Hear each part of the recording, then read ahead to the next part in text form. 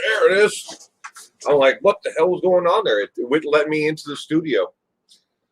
Hello, everyone. I hope everyone had a great weekend. Soul for Music, welcome.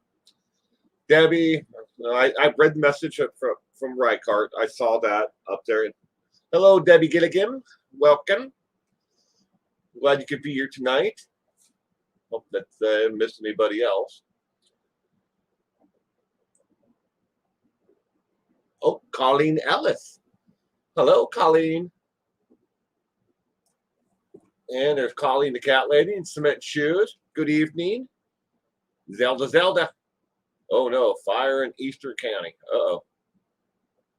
Diana Bowman. Good evening. Hope everyone had a great weekend. Yes, I do too. Hope everybody had a great weekend.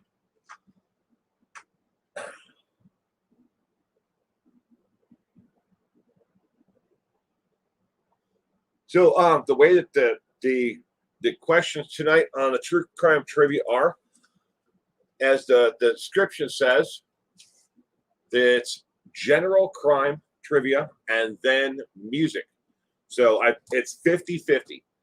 Half the questions are just general crime trivia questions, and then after the first 15 are, and then after that there's 15 music questions.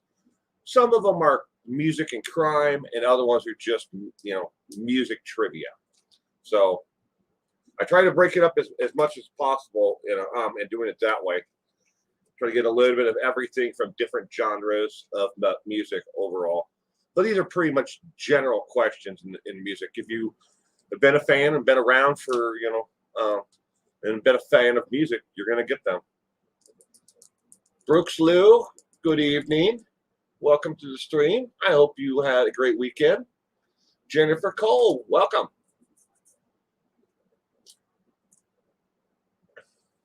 Alan Bacon, good evening, sir. I hope you had a wonderful weekend, Alan. All right.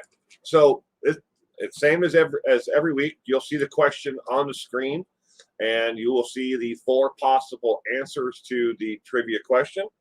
So let's go ahead and get the first one up with question number 1. E.J. Allen led a spy team into the South in the Civil War. What name was he better known as? What was E.J. Allen better known as? Good evening, Lisa. First question's on the screen. Lisa, you made it in time. Just had s'mores? Ooh, s'mores. Yummy, yummy s'mores. Seeds of Hope, welcome. This one is new to me. How are you tonight? I'm doing great, Seeds of Hope. But as you can, on your screen, you should see the first question. E.J. Allen led a spy team into the South during the Civil War. What name was he better known as? A. Ethan J. Allen.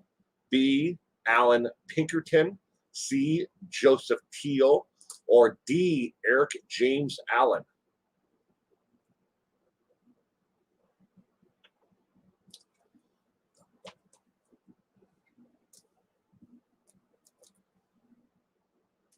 But again, if you're just joining us, the first 15 questions are general crime trivia questions.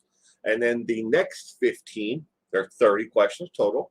The last 15 questions are all music related. So, and I try to pick them from different genres, but nothing, we're not going to have any questions about pop music today or, rock and roll today. So, I'm pretty sure if you go by the, judging by the age group that we all pretty much are, there are going to be questions that you're going to be familiar with. Mary Frederick, welcome. All right. The answer to the first question, E.J. Allen led a spy team into the South in a Civil War. What was he better known as? The correct answer is B, as in boy.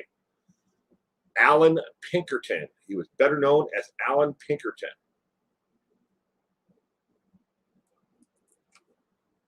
Don't know. Okie dokie. Good evening. And okie dokie is guessing B. That's the correct answer. Okie dokie. You're 1 for 1.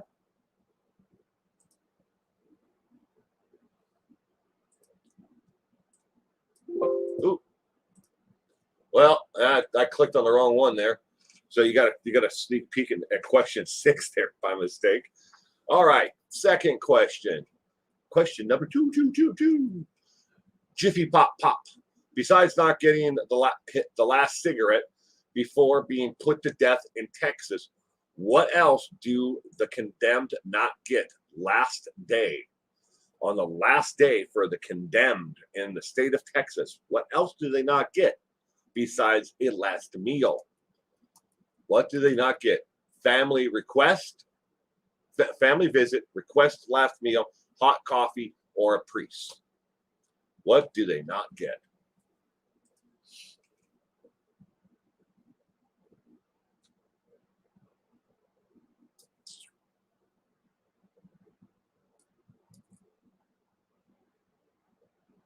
We got some A, C, B.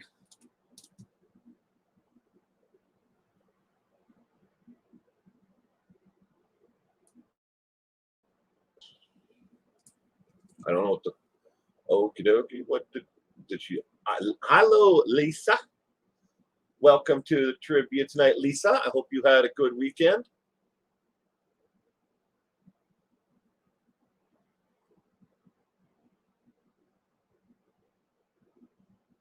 Hi, Brooks. RRH, welcome. S. Singleton. Siggy D09, welcome. Question number 2 for the trivia for tonight is on the screen right now, and the 4 possible answers. Jiffy Pop Pop, besides not getting the last cigarette before being put to death in Texas, what else do the condemned not get last day? The last day before they are executed. Is it family visits, request of last meal, hot coffee, or priest?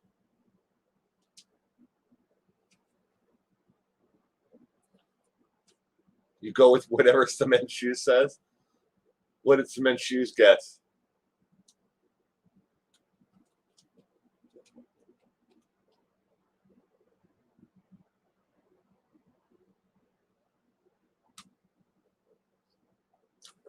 All right. The answer to the second question, so pointedly is Pivot pointed out, the correct answer is B, request for the last meal, and she is 100% correct. He ordered so much food, the state of Texas did away with the request for the last meal. In the state of Texas, before you're executed, you get what every other inmate in the prison is getting, and that's it, or you get nothing at all. But that is Love the Sun. I will hope you and your beautiful family are well. We are. Love the Sun. We are. Thank you very much for asking. All right. Question number 3. In what large city is it illegal to eat in a restaurant that is on fire? This is real. And it's a real law. And they actually still, it's not like an old blue law that is not enforced anymore. It's actually still enforced. And it's on the books. In what large city is it illegal to eat in a restaurant that is on fire? Is it A, Boston, B, Tampa Bay, C, Chicago, or D, Portland, Oregon?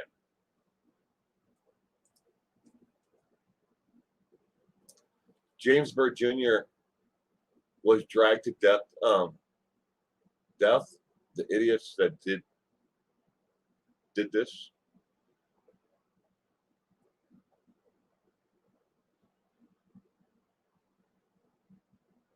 Elena and Ann, welcome. Hope you had a good weekend. Renee, welcome. Hi, wave from Portland. Hi, from across the Columbia River in Washington State. Welcome to the trivia night. There are 30 questions total. unlike most weekends, the questions are usually just general true crime trivia. Tonight, half of the questions are on music. The other half of them are, as you see right now, crime related.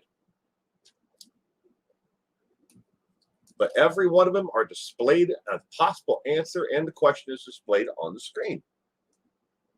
So, talk about running a good time.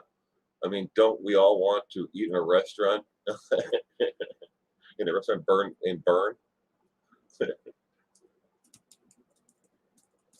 Lisa, you're guessing it's Boston, your hometown? I don't have my Boston hat in here. No, it's in the house. Love Boston. All right. In what large city is it illegal to eat in a restaurant that is on fire? Jess, Theory, welcome.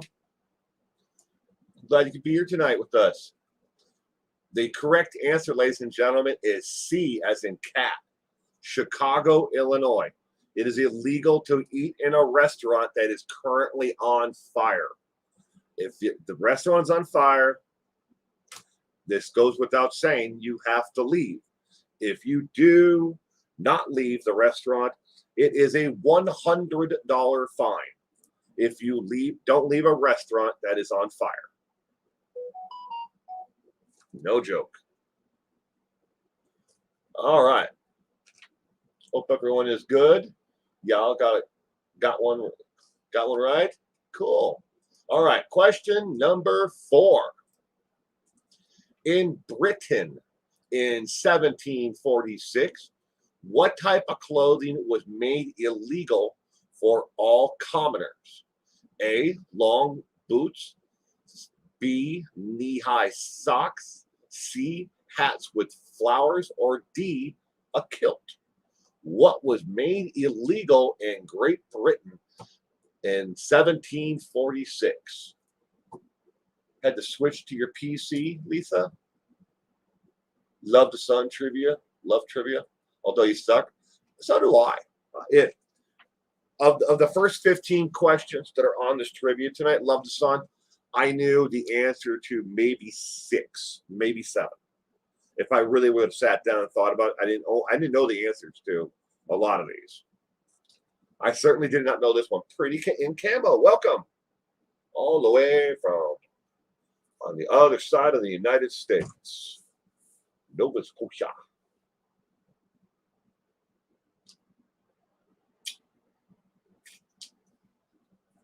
Claudia Rebecca, good evening and welcome to the stream. If I didn't say so earlier, I hope you had a great weekend.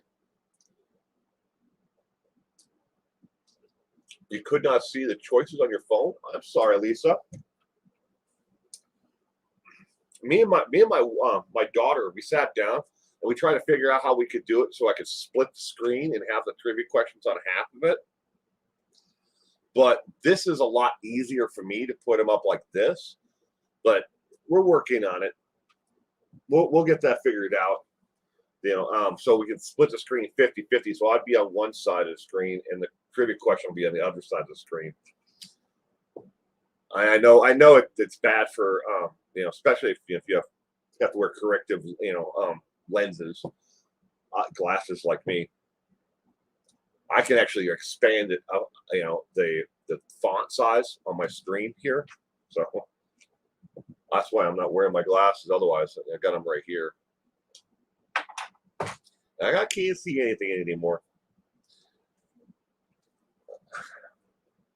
In Britain in 1746, what type of clothing was made illegal for all commoners? Calling the cat lady is going with D. Okie dokie is going with C.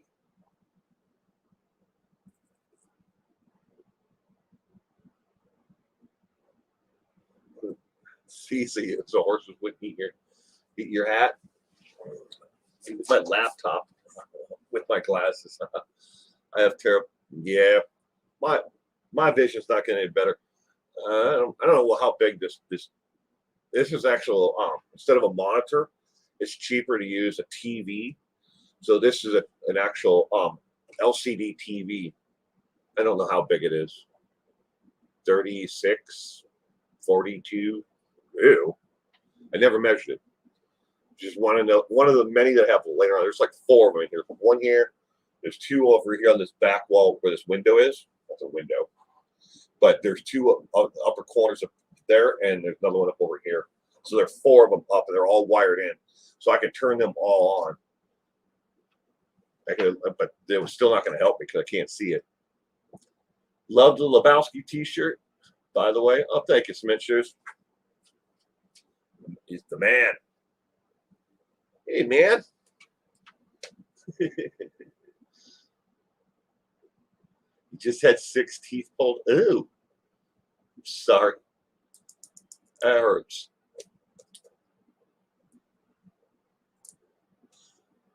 All right. The correct answer to question number 4 is D, as in dog. Kilts. It was actually done as a racist gesture, ladies and gentlemen, against the Scottish people and their ancestry. The kilt was made illegal. They were trying to there's a lot more to it, but that in a nutshell, I don't want to go into all of it, but it's the kilt. All right. Number 5. Question number 5. Although it was illegal for emission standards in 1957, what did the mid-year Corvette have as an option?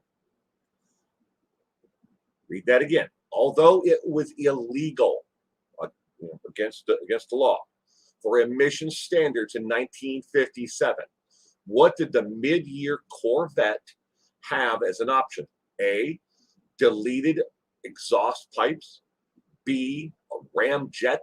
C, straight pipes, fake muffler. Or D, a jet engine. Damn, I was going to say that.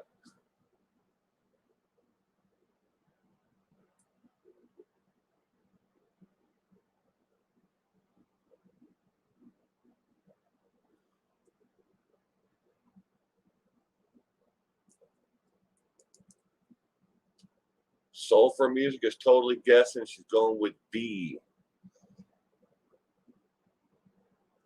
My wife had bought one for my son. She bought him the kilt and the little pouch thing. He's got it all. It's got the little pouch thing. I guess I don't know what they call that. So I'm calling it a pouch since I don't know what it's called. But it's got actually our family crest on it.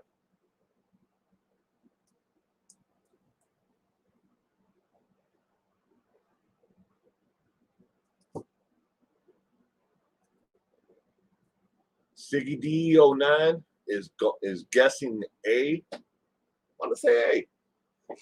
I mean, I'll tell you this much. I know a lot about cars, but I wasn't sure about this one until I actually looked into it.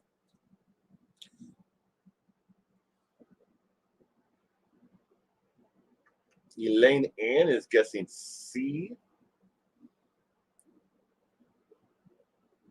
I thought you meant a Corvette.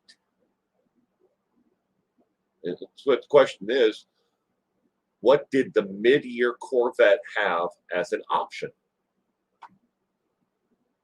I know what you're talking about with the kilt and the pouch. Yeah, I have no idea what it's called, so I'm just going to call it a pouch, but I think that's a different name. All right. Although it was illegal for emission standards in 1957, what did the mid-year Corvette have as an option? The correct answer, ladies and gentlemen, is B, as in boy, a ramjet. Now, I'm still not 100% sure what a ramjet is. To me, from what I was reading online, it's basically a kind of like a turbo. If you think of it that way, it's basically forcing air into the motor, so the motor is able to burn the fuel and get more horsepower out of it. Because you need 2 things in fuel, ignition, and air, to make the thing work. but a ramjet. Now, you might be thinking, well, a jet engine? They really did put a jet engine in a car. And that there, I think there's like 5 or 6 of them left in the world. Jay Leno has one of the few of the actual jet cars that is still out there that's actually able to drive on the road. So that's a real thing. All right, question number 6. Falling into a gray area of legal and illegal, the business Dorset shop sells bookends made from 140 million year old what? What do they make bookends out of? Is it A, fossilized manure, B, human bones, C, antique doorknobs, or D, human hair? Falling into the gray area between legal and illegal. Doesn't Jay Leno have around 500 cars? I don't know how many cars he has that completely cement shoes, but I know he has a lot. He has his own show on YouTube called Jay Leno's Garage. It's also on CNBC. I think I've seen like 2 or 3 episodes of it. It's not exactly something that I seek out to watch, but it's interesting. Every once in a while it comes up on my suggested list, and I'll watch it, see what it's about.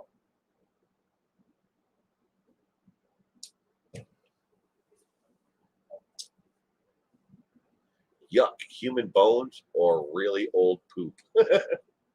Yep.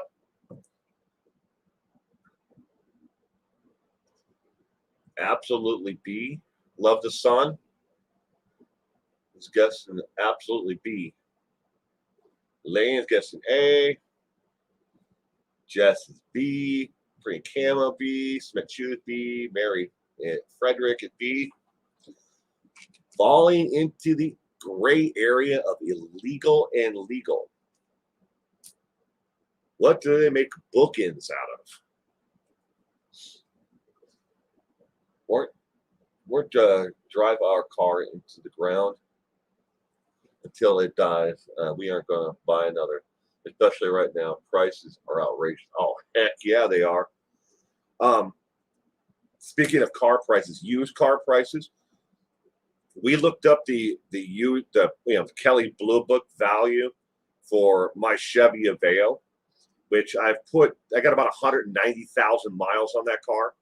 Because I drive the snot on that thing back and forth between all around the United States. I've been to the East Coast in it 6 times at least, and a couple other times I've driven between just here in Wisconsin and down to Texas and stuff like that. I drive the snot out of that car. But in just the last year alone, that car has tripled in price on Kelley Blue Book. No joke. Tripled in price. It's got 190,000 miles on it. It's out of control. We always go pre-owned. Not even worth it right now. Well, I wouldn't. The only cars that I buy that are new is I buy my wife a new car, but that's just because she wants one. But we try to go for previously owned, because what they say, the moment you buy a car and you drive it off the lot, it loses 20% value the moment you drive it off the lot. Something like that. I think it's like 20%. It depreciates in value. If you take it off the lot and drive around the block, you lose 20%.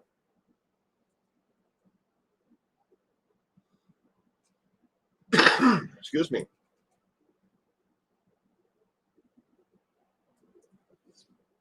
Falling into the gray area between legal and illegal, the business Dorset shop sells bookends made from 140 million year old what? The correct answer, ladies and gentlemen, is A, fossilized dinosaur poop. 140 million year old dinosaur poop. They make bookends out of it. Say what? Why would I want 140 million-year-old bookends made out of poop? But they do. The correct answer is A. Score one for poop.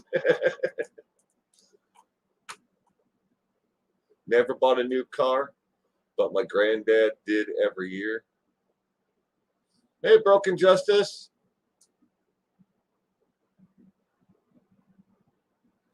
All right, question number 7.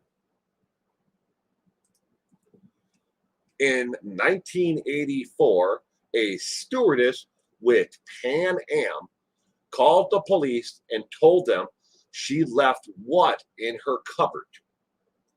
What did she leave in her cupboard? Was it A, an iron she left on? B, she left a toaster plugged in?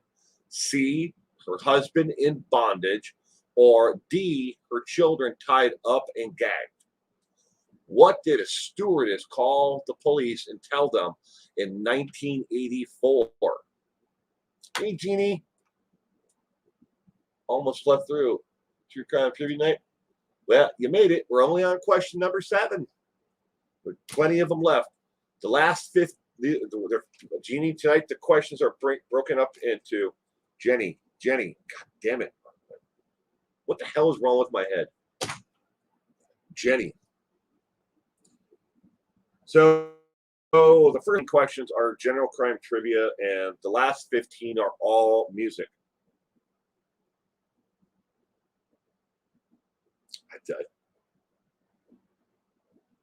don't know what's wrong with me. I mean, I know how to read. I see it, and then I'd say the wrong thing, but I know it.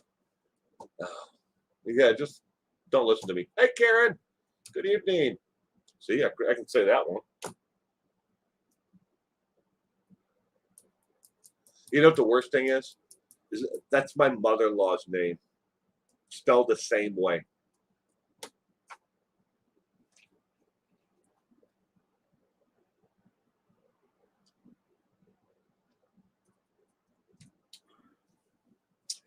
So in 1984, a stewardess with Pan Am called the police and told them that she left what in her cupboard?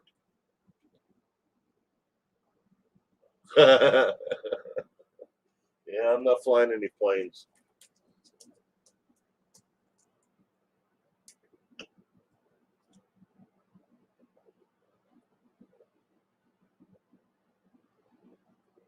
I can see myself leaving my husband like that. So you're guessing C, okie dokie.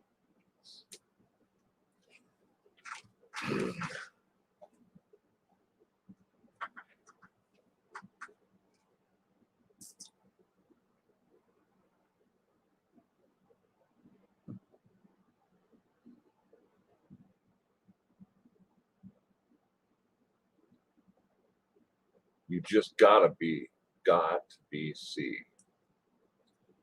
1984, a stewardess with Pan Am called the police and told them that she left what in her cupboard? Was it she left an iron on, she toaster plugged in, her husband in bondage, or her children tied up and gagged? Ladies and gentlemen, the correct answer is C. She left her husband tied up and gagged in bondage, and he was stuffed into a cupboard, a built-in cupboard that is in the bedroom. And when she actually called 911 emergency services and was transferred to the police department, and she told them, hey, I'm on a plane, about to get on a plane to fly to Dallas.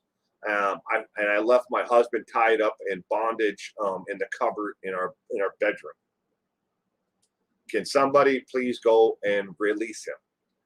Yes, that was real. That was in 1984.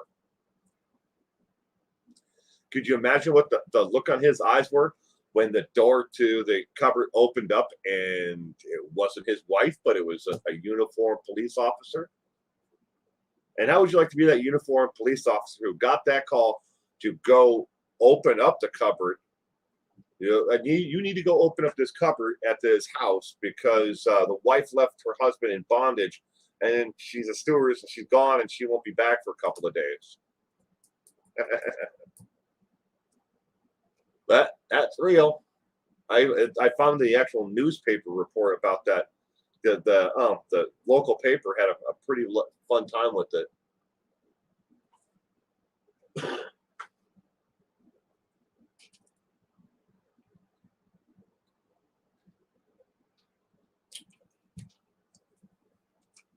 Good evening, Moments in Trading. Welcome to the trivia night. I hope you had a good weekend. All right, question number 8. What literary character derives his name from the Latin word for nobody? What literary character derives his name from the Latin word for nobody? Is it A, Moby Dick, B, Little John, or C, Prince Albert, or D, Captain Nemo? What literary character derives his name from the Latin word for nobody?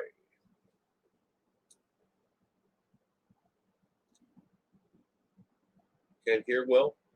Can't hear me? Oops, my bad. D. Wow.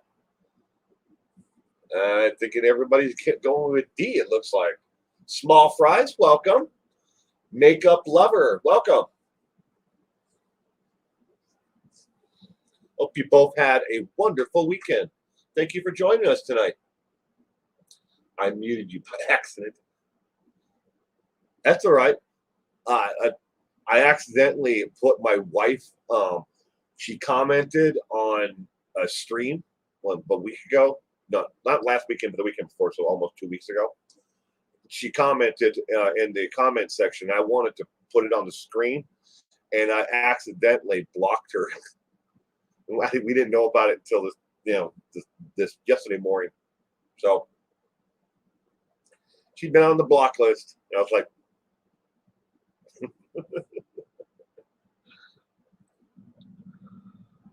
all right, what literary character derives his name from the Latin word for nobody?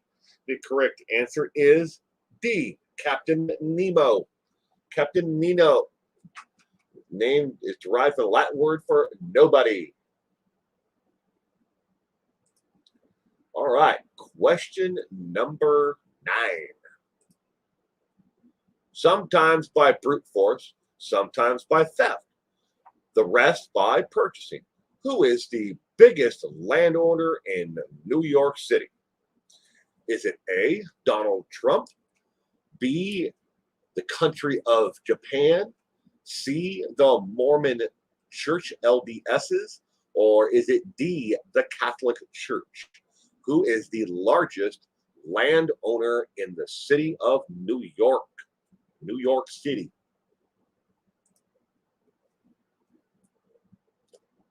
You finally guessed one?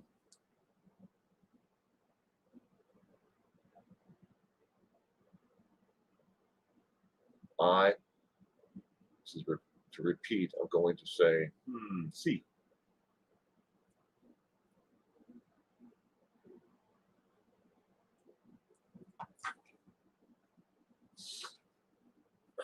Sometimes by brute force, sometimes by theft, the rest by purchasing.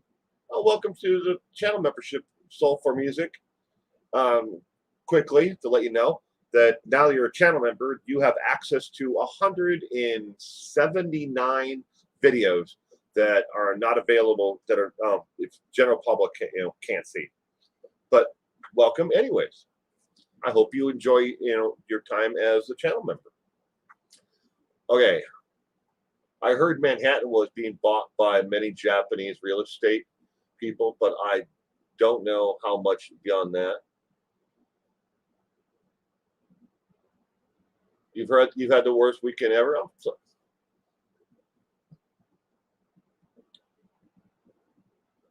Well, sweetheart, just remember, you don't give them,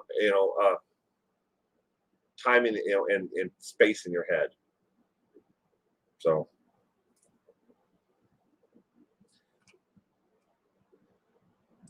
Oh, I'm still here. I have not gone anywhere.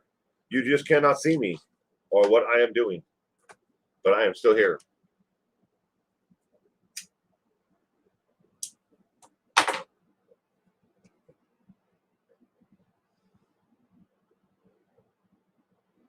Sometimes by brute force, sometimes by theft. The rest by purchasing. Who is the biggest landowner? Shit. Oops. And then I swear. Great. Who is the biggest landowner in the city of New York? Is it Donald Trump, the country of Japan, the Mormon Church, or the Catholic Church? Your phone glitched on me and decided to shut off as I was joining. It's all go now, though I think technology. Yeah.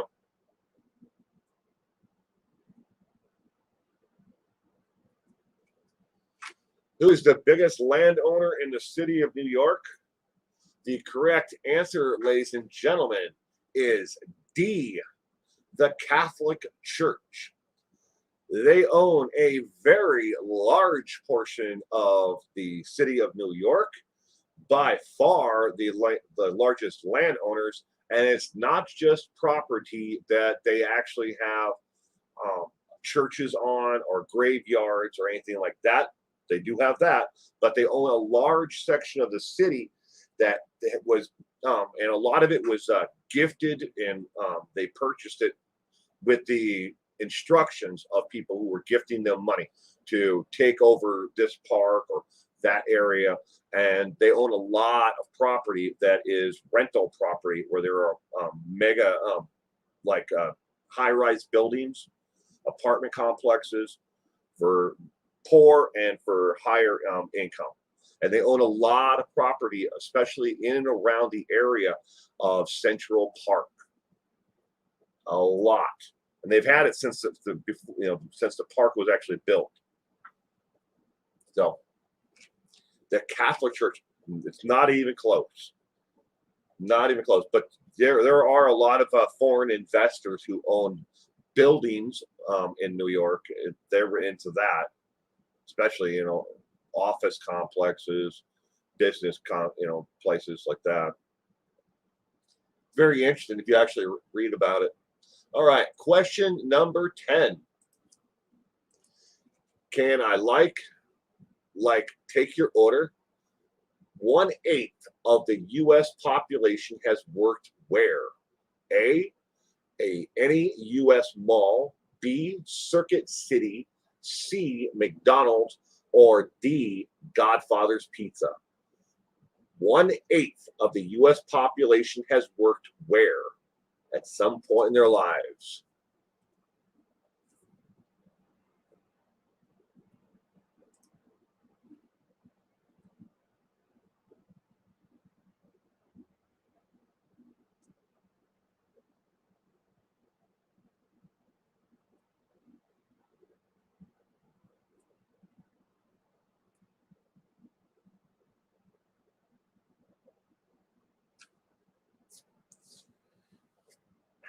I try my damnedest to never get a new cell phone.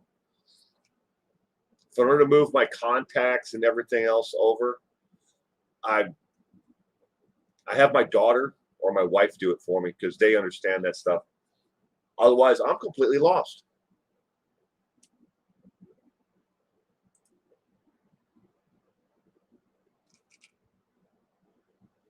A or C, I'll guess C for Mickey D's.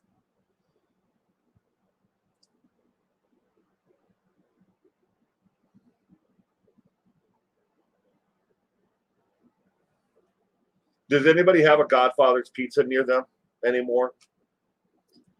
Most of the ones around here where I live, they're all gone. Moments in Trading is on an iPhone 6. I've never had an iPhone. Never had one. All the cell phones I've had are, well, I mean, I've had a lot of cell phones over the years, The first phone I had was a Motorola, and it was a freaking brick. And then we went to Razors, the flip phone. And then eventually we went to most of the phones we've had have been Samsung or LG. But never had an iPhone. I'm in Canada, so we don't have Godfather's Pizza. Is it good? I guess it's okay pizza. It's just, they don't have any around us anymore. They just don't have them in the state anywhere. Well, at least not that I'm aware of. Used to in Colorado.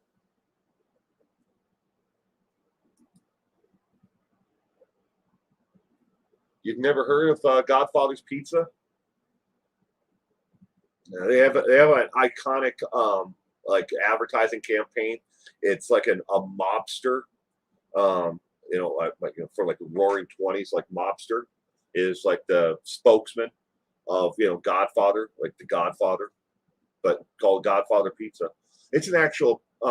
They have restaurants where you can actually go and sit down, kind of like Pizza Hut does, but it's themed after that. It's not bad pizza, not the best pizza in the world. You've never had Godfather's Pizza? Well, the answer to this trivia question, ladies and gentlemen, to question number 10, the correct answer is C. 1/8 of the U.S. population has worked at McDonald's at some point in their lives, or will. I think it has to be past that, so it has. So, because it's past, has worked there.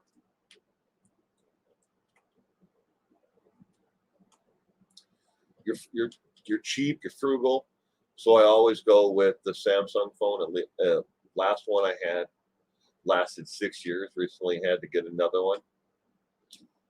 I don't know. I think the cost of cell phones are through the roof. I know my daughter's new iPhone, the one that she has, I think it was like $1,100 or $1,300 for the phone. That's ridiculous. But all right, question number 11.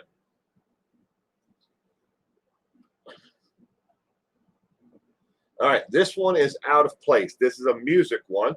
That's not in the other ones. I didn't know that I had one in here at number 10. 11. But question number 11. Tammy Wynette tribute album included tracks by Wynonna Judge and Elton John, and was a 1/3 split on all profits. What is the name of that album? We're looking for the name of the album. Was it A, self-titled Tammy Wynette, B, Greatest Hits Volume 2, C, Lover's Getaway, or D, Me and Bobby McGee? What was the name of the tribute album? That was a 1/3 split on all profits. I like my old LG more than Samsung.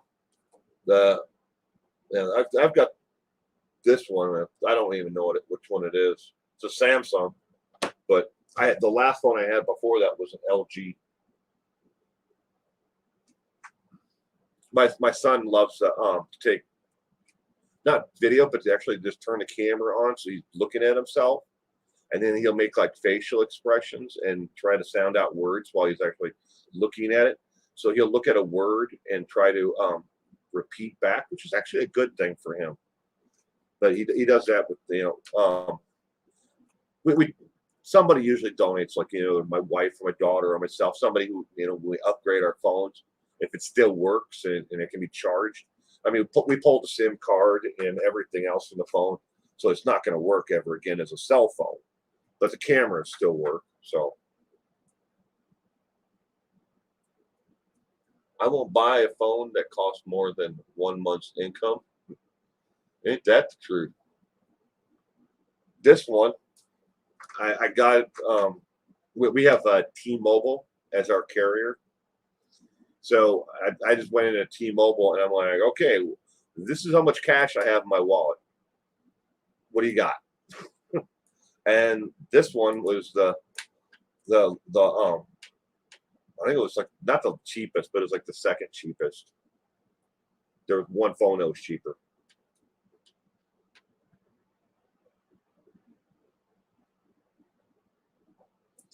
Love Me Like Music.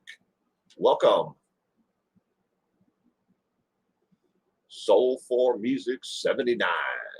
Welcome. I hope you both had a wonderful week and weekend. The last 15 questions are all music related. This one I didn't know I'd put in there. It snuck in there by mistake. So question number 11. The Tammy Wynette tribute album included tracks by Wynonna Judge and Elton John and was a 1/3 split on all profits. What is the name of that album? That should be in there. We're looking for the name of the album. The name of it, and good guess, Lisa. The correct answer is A. It was self-titled Tammy Wynette album. So A, if you guessed A, you got it correct. Love the trivia game. This trivia game. Well, good. I'm glad you enjoyed it. If you all do, don't forget to give it a thumbs up. All right, question number 12. Who were the Nationalists who tried to assassinate Truman, President Truman of the United States of America, in 1950? Were they Cuban? Were they Soviet? Were they Canadian? Or were they Puerto Rican? The Nationalists who tried to assassinate President Truman in 1950. Were they Cuban nationalists, Soviet nationalists, Canadian nationalists, or Puerto Rican nationalists? Best night of the week. Is it? Good. I'm glad you enjoyed it. Your BlackBerry? Do you still have a BlackBerry? Is there someone out there that still has a BlackBerry on their network? I had a BlackBerry. I think I still have it in a box somewhere, but there's not a cellular carrier in my area that still has the BlackBerry on their network. You've never heard of a Canadian nationalist, Lisa? Huh?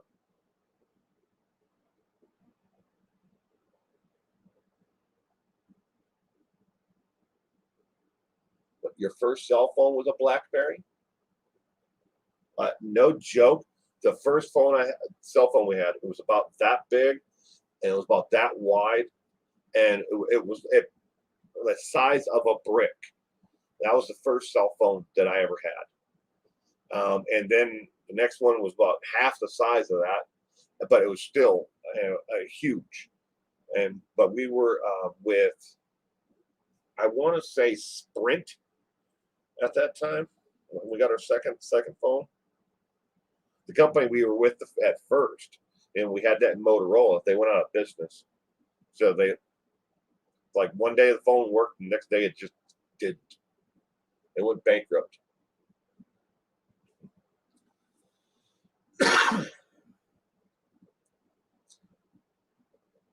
Who were the nationalists that tried to assassinate Truman in 1950? Cuban, Soviet, Canadian, or Puerto Rican?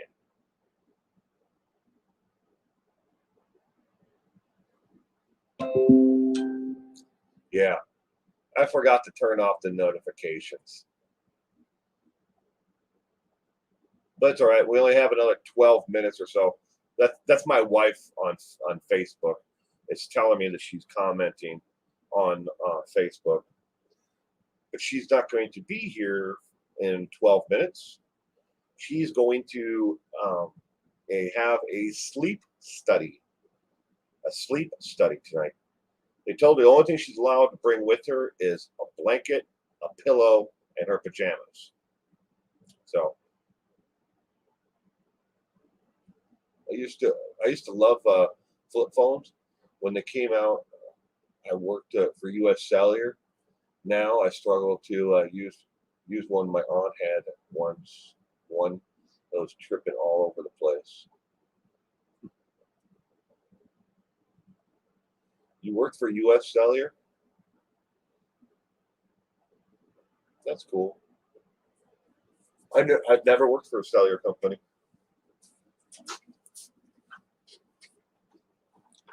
Sleep study for sleep. No, it's moments in training. It's not for apnea. It's for something else. They think they think the sleep is part of the cause of another medical issue that she's having.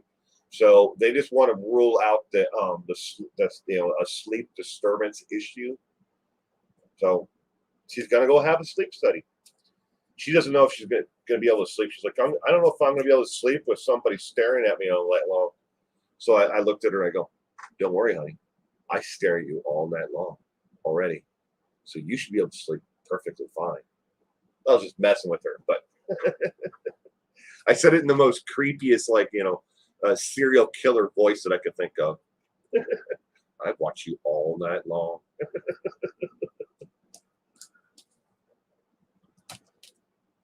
You had one, a sleep study? Hope the study goes well. Wishing her well. Sleeping in that environment can be tough. I guess so. That's my fear, Will. I'm a terrible sleeper, knowing someone's watching me.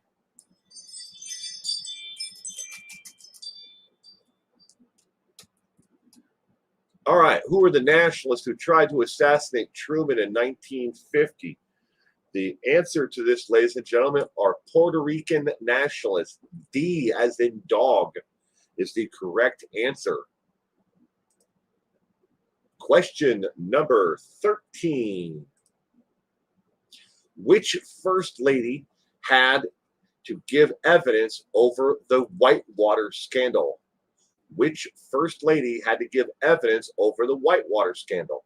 Was it A, Hillary Clinton, B, Barbara Bush, C, Nancy Reagan, or D, Ivanka Trump? Which first lady had to give evidence over the Whitewater scandal? Left-handed RN, good evening. Welcome to trivia tonight. I hope you had a wonderful weekend.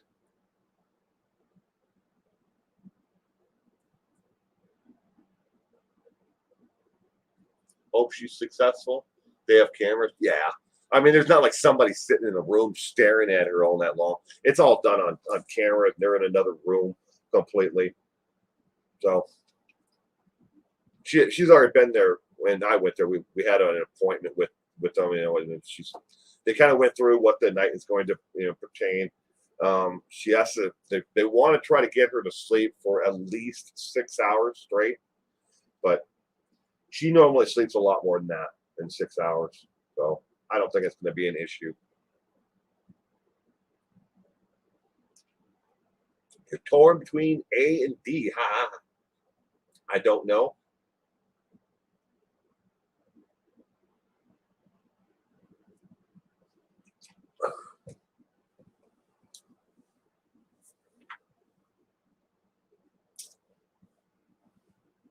Which first lady had to give evidence over the Whitewater scandal?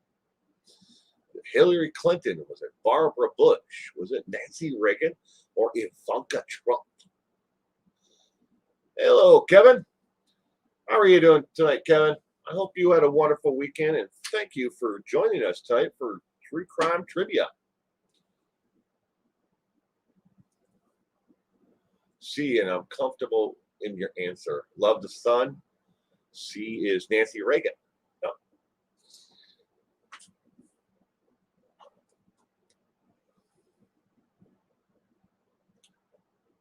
Which first lady had to give evidence over the Whitewater scandal?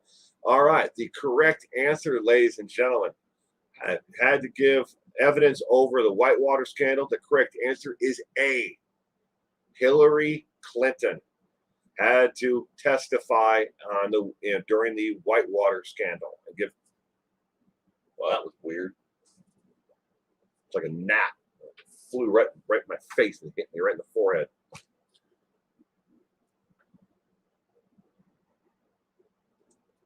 Ivanka was never a first lady.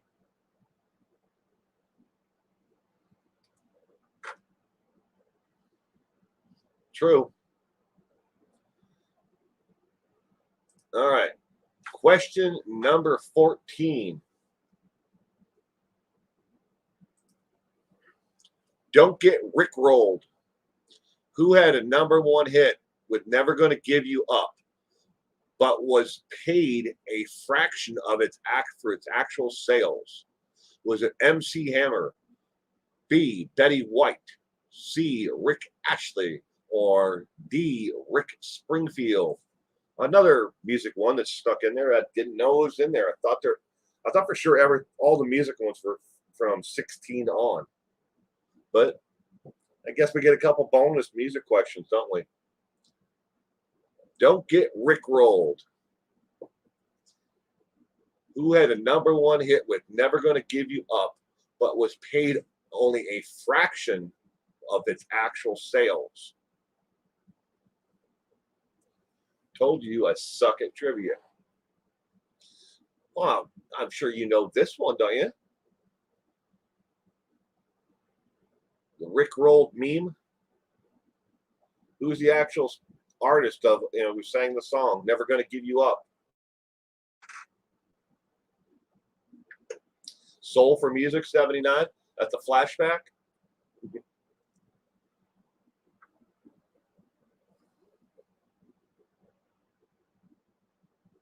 C, answer. Betty White. Betty White has sang before. She's done a lot of things in her life. Betty White, the actress. Well, everybody thinks of her as an actress from the Golden Girls, but she sang before. She's been in musicals. She's done a little bit of stage and plays. You name it. Betty's been around for an awfully long time.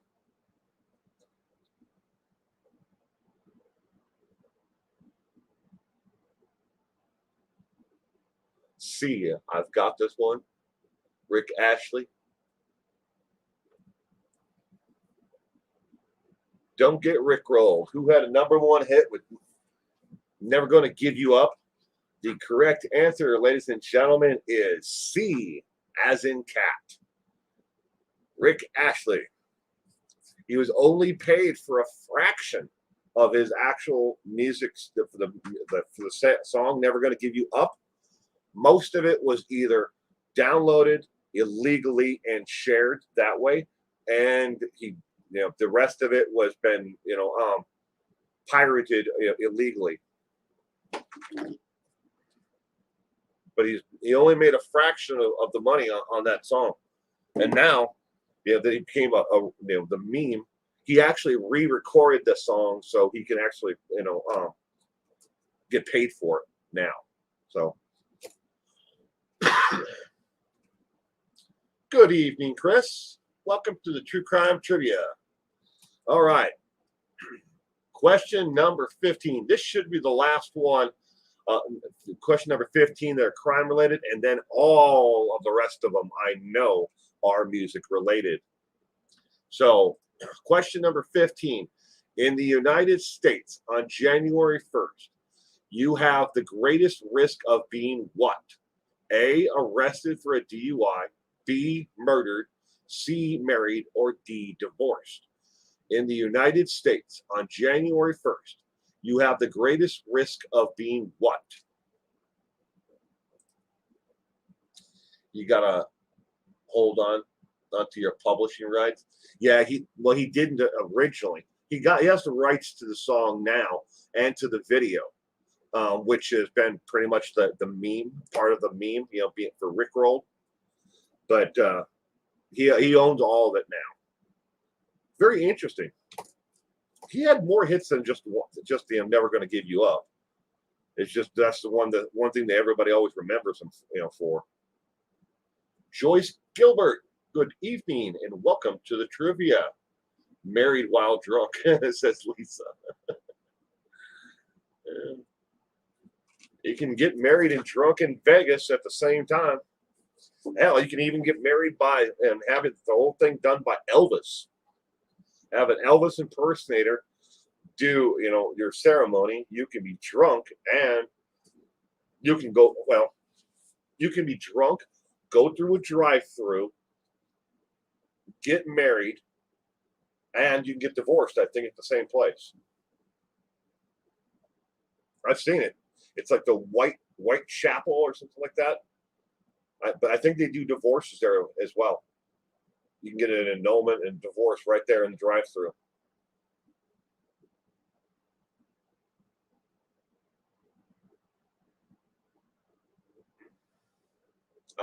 Very wild drunk. Yeah. Only in Vegas can you do something like that. All right, question 15. On January 1st, in the United States on January 1st, you have the greatest risk of being what?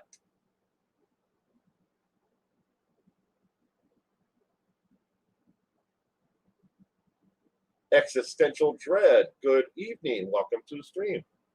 I hope you had a terrific weekend. You can get married at Denny's now and heat champagne. I didn't know that. I never go to Denny's. I think we used to, but the one Denny's we have that's local, the quality and the restaurant itself. I mean, it's nothing against the food or anything else about the company. It's just the one locally we don't eat at. Used to go there, and then it took a nosedive. I think it's because the management or owners or both. In the United States on January 1st, you have the greatest risk of being what? The correct answer, ladies and gentlemen, is B, murdered. Of all the days of the year with the highest murder total, January 1st, every year, the day after New Year's, but New Year's Eve parties, it has the highest homicide rate for any one day. I thought it'd be like something around 4th of July with the fireworks going off and people couldn't hear, people being shot. But it's not. It's January 1st. That's the highest homicide. Nobody goes to Denny's. You end up there. Well, we have another chain around here that's called Sherry's, or at least they used to be around. I think they all went out of business. I'm not sure. But they're called Sherry's. It's okay. But when we go out for breakfast, we don't eat at one of those two places. My friend has a restaurant in another city over, and he's won best breakfast and best restaurant of the year for, I think this is his 5th or 6th year. It's hands down the best food, and it's just amazing. It's amazing what he can do. I would have guessed that answer last. Well, murdered. All right. Now, all the rest of the questions are all music related. So, question number 16. This one is about a prisoner on death row who wants to hear an old favorite song before he is executed. Sing Me Back Home is sung by who? Is it A, Elvis, B, Bill Morrissey, C, Merle Haggard, or D, that's supposed to be Johnny Cash? But you only get 200 characters and it ran out. So, but D is Johnny Cash. I know the S and the H is gone, but you only get 200 characters. And boop, I ran out. So this one is about a prisoner on death row who wants to hear a favorite song before he is executed. Sing Me Back Home. Who is sung by who? Elvis, Bill Morrissey, Merle Haggard, or Johnny Cash?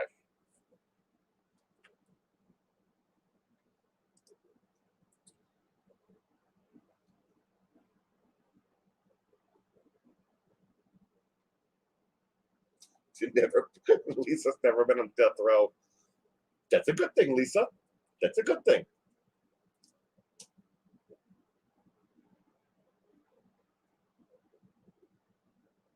Colleen the cat lady. When I was younger, I used to go to like New Year's parties and stuff like that. I think the last time me and my wife went to a New Year's Eve party was probably 20 years ago.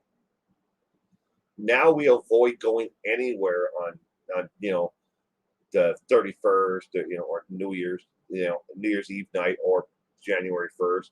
We just avoid going anywhere. We just stay home. Just out of precaution to be safe. Safe. I know there's not everybody's out there drinking and driving like they used to, but still, we just avoid it.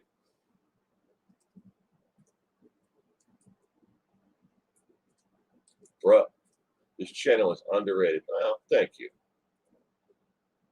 Is Bill Morrissey country? To tell you the truth, Lisa, I don't know. When I actually first saw this question and I saw the name, I questioned that too, because I was thinking whenever I think of Morrissey, I think of Morrissey, the singer. I don't think of Bill Morrissey. I'm not sure what Bill Morrissey is. You probably have to Google it, because I don't know. To tell you the truth, I really don't. I hope I never need to know this. It must be D. He is the prison guy. Johnny Cash. Johnny Cash had the Folsom Prison songs. I mean, Merle Haggard had some too. Elvis, he sang about jail and prison too. Pretty common, subject matter. But yeah, definitely Johnny Cash had a lot more, prison related songs. And it's not one of the trivia questions on tonight, but do you know who originally wrote Johnny Cash's biggest hit, Ring of Fire? Did anybody know the answer to that one? He's a folk guy, Bill Morrissey. D is there to throw us off. But Ring of Fire. Look that one up. Johnny Cash did not write that song.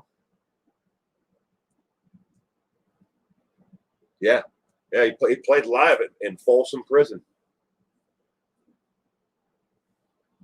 Did June write it? You're close. Waylon? No, it wasn't Waylon Jennings. Well, I'll just tell you the answer anyways. No, well, it wasn't Waylon Jennings. The song Ring of Fire was actually written by June's mother. And they were, because the June family, they were actually traveling musicians. And they had written the song Ring of Fire as one of their gospel hymns. Trying to, that was all what they were. They were gospel singers. But she actually wrote the Ring of Fire. She wrote the lyrics, the song, the music, everything. And Johnny said, I really like that song because he needed something else. He was with Sun Records to complete out the actual song, like list for his first contract. And he's like, can I sing that song on my album? They said, sure.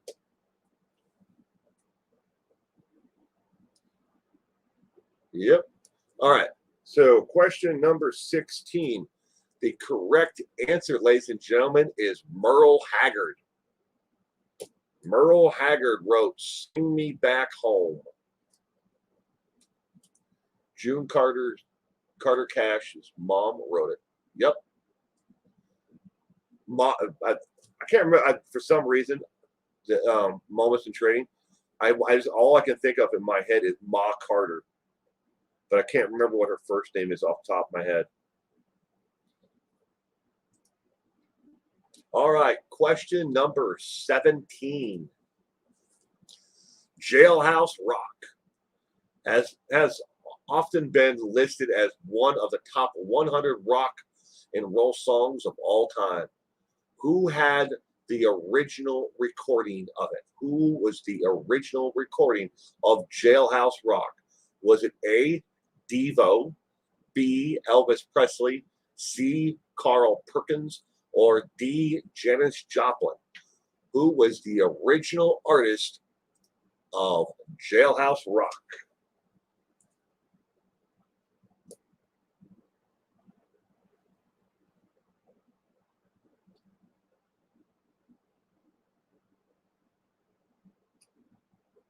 Very low key. June's sister.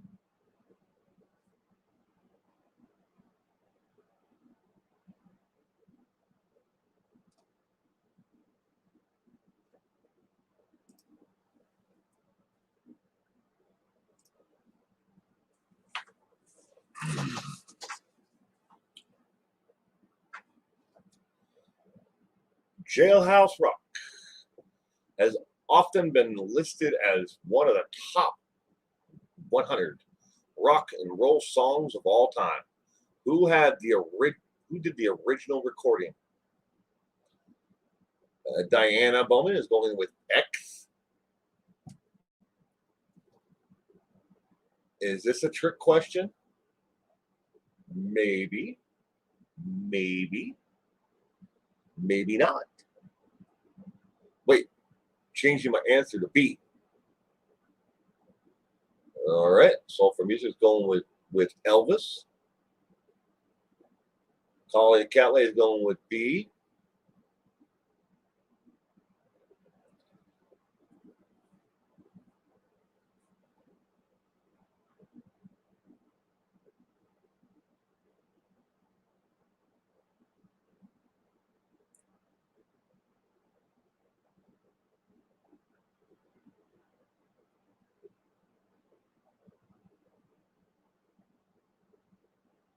I shouldn't laugh. It's got to be Elvis. You think so? Or you think I'm pulling a fast one? Gail.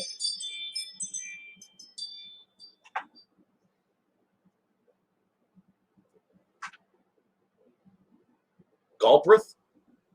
You pronounce your last name Galbraith? Or Galbraith?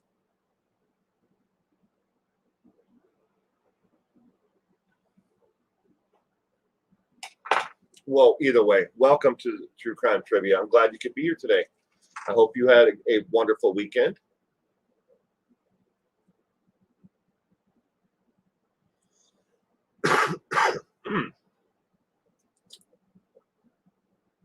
If someone asks if it's a trick question, answer no. It's a trick answer. All right. Jailhouse Rock has often been listed as one of the top 100 rock and roll songs of all time. Who had the original recording? Ladies and gentlemen, the original recording of Jailhouse Rock was done by none other than Carl Perkins. C is the correct answer, but Elvis is the one who made it a smash hit. He did not, it should not, I don't know what the internet says if he's the original creditor to it, but it is on his Grand album. His Grand Forks album is by Carl Perkins. Is the album that he originally put out. Then they changed the name to it when he went to CBS Records. But he is the original artist. Damn it. It's going to drive me nuts. That's my cell phone. It's letting me know there's somebody in the front of my house. You still have that Perkins recording, Lisa? Damn, my first guess was Carl Perkins in the night. Changed my mind. Should know better. My Google said Mike Stroller. I don't know who Mike Stroller is. But Joaquin Phoenix, sorry. The actor, he actually sang that song in the I Walk the Line or whatever it is, the Johnny Cash movie. But he actually did sing that song. Is that you? I thought it was mine. LOL, you must have Ring. Oh yeah, it's definitely the Ring doorbell. Sorry, it is Beat Soul for Music.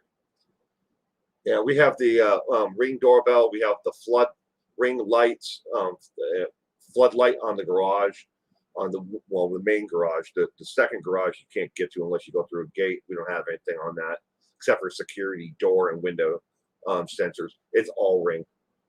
Every home in this neighborhood has some kind of security set up on it. Most of it came with the house. My sister bought us the Ring doorbell because the previous owners took it. All right, question number 18. In 1957, Elvis Presley released a movie and one of the first songs about going to jail. What was it? A, Suspicious Minds. B, It's Now or Never. C, Unchained Melody. Or D, Jailhouse Rock. And by the way, all four of those are awesome songs.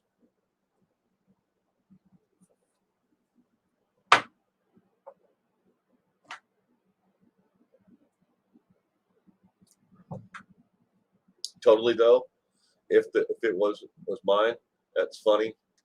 I legit just told my husband to let the cat in because I thought he was at the door. And we have like 5 cats that come to our front porch to eat. There are 5 different ones.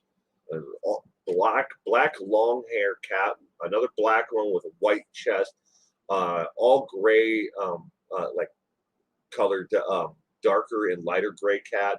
Then there's an orange tabby, and then there is our cat. 5 cats who come to our front porch to eat, and they are constantly setting it off. But this, I can actually see my cell phone, and it pops up the little video, so that's showing me who's at the front door, and that was my mother-in-law showing up. So, because she's got to watch my son because I'm here doing this, and my wife had to go to her sleep study or whatever they call it. All right, 1957, Elvis Presley released a movie, and one of the first songs about going to jail. What was it? The correct answer, ladies and gentlemen, is D, as in dog, Jailhouse Rock.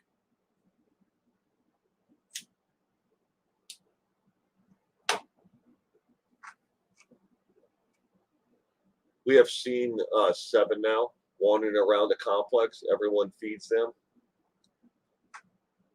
Yeah. The kitties, all those cats live in this neighborhood. I mean, I know where all of them live, but they just come here and hang out in our front yard. Because we have a huge, the tree's got to be 150 feet tall tree, humongous tree in our front yard. And it was planted there in the 1940s when the house was built. But they come there and they hang out in the shaded area because the nice and soft grass, other cats to hang out with. I guess I don't know. I don't mind them. It's late. Have a good week. You too, Kevin. Thank you for joining us tonight. You stay safe. All right. Moving on to question number 19. Who did not release the song I Shot the Sheriff? Was it A, Bob Marley, B, Kenny G, C, Warren G, or D, Eric Clapton? Who did not release the song? And if you can't guess right now, ladies and gentlemen, 3 out of the 4 of those options have released that song, I Shot the Sheriff.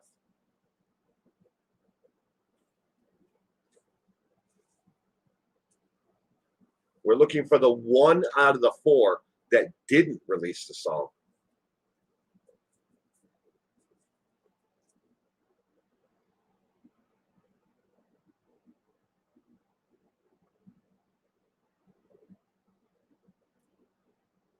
Will, I'll be right back. Okay.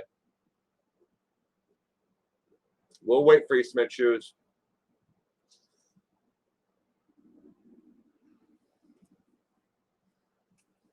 But 3 out of 4 of those artists there have released the song "I Shot the Sheriff." I shot the sheriff, but I did not shoot the deputy.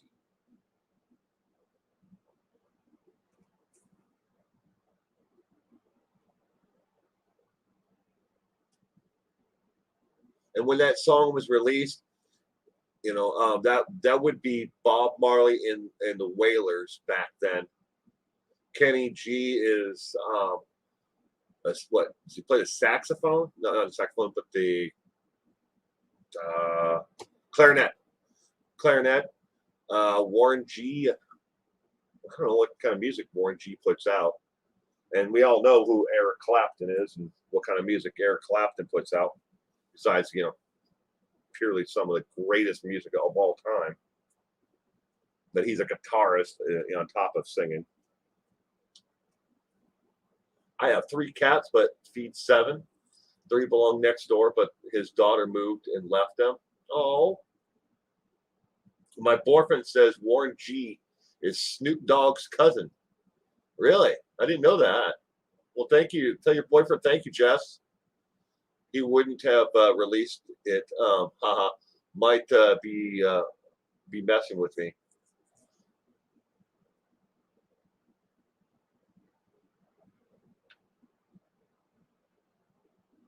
Your mother has a beautiful, huge old live oak around her house, just outside of New Orleans. Oh, there's some real pretty, like huge oak trees down in New Orleans, down that way. Have you ever seen the movie In the Garden of Evil? There's some humongous oak trees in the movie. Oh, he plays the alto sax, straight alto sax. Yeah, it was a good guess on my part. I knew it was some kind of wind instrument. I was just guessing at that. I'm like, well, what does it look like to me? It looks kind of like a clarinet, right? But that's probably right. I'm going to go with Moments in Trading on that one. Straight alto sax. Learn something new every day. We're all learning something tonight, aren't we? Who did not release the song I Shot the Sheriff? Who did not release that song? All right. Who did not release the song I Shot the Sheriff? Jess, you tell your boyfriend he's 100% correct. He wasn't messing with you. The correct answer is Warren G is the only one who has not released that song. Warren G is the one who did not release it, but Kenny G did. Bob Marley and the Wailers, obviously, it's his song. Eric Clapton, released it and recorded it. Then those ones are, people all remember those 2 versions of it, but I do not remember Kenny G's version. Not at all. But Warren G, I don't think I want to hear it either.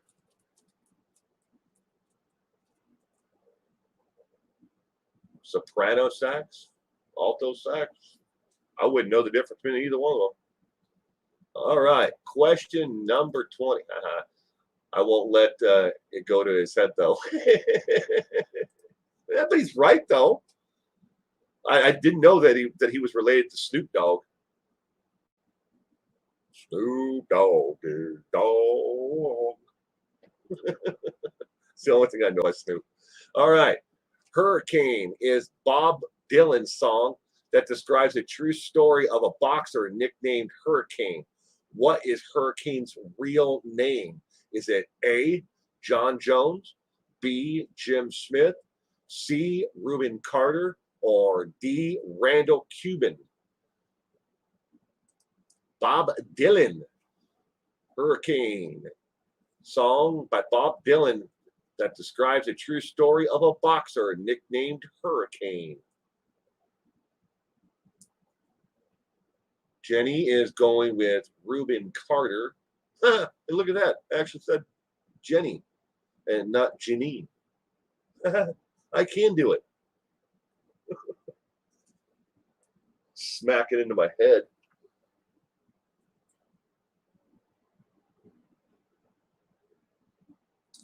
In case you're wondering, Will Smith played him in the movie.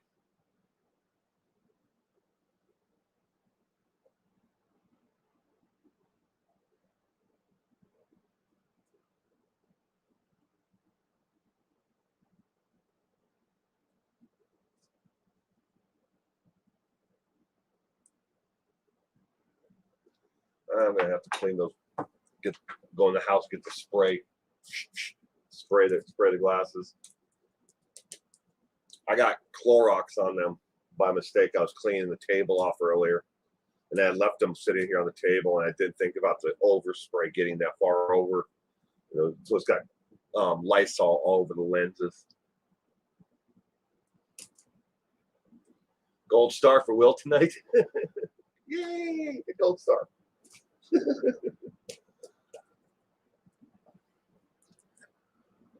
Hurricane is Bob Dylan's song that describes the true story of a boxer nicknamed Hurricane. What is Hurricane's real name?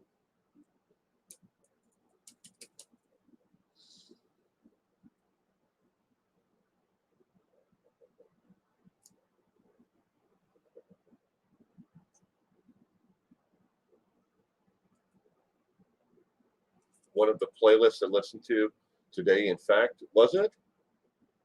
I got a lot of Bob Dylan albums in the house. A lot. Back when Bob, you could actually understand what Bob was saying. Not so much anymore. When he sings nowadays, it's kind of like, like, what the hell did he just say? But I shouldn't make fun of him. He's obviously a huge talent. They in Minnesota at Northwood University, they actually have a course that is on musical theory that is all about Bob Dylan's actual work.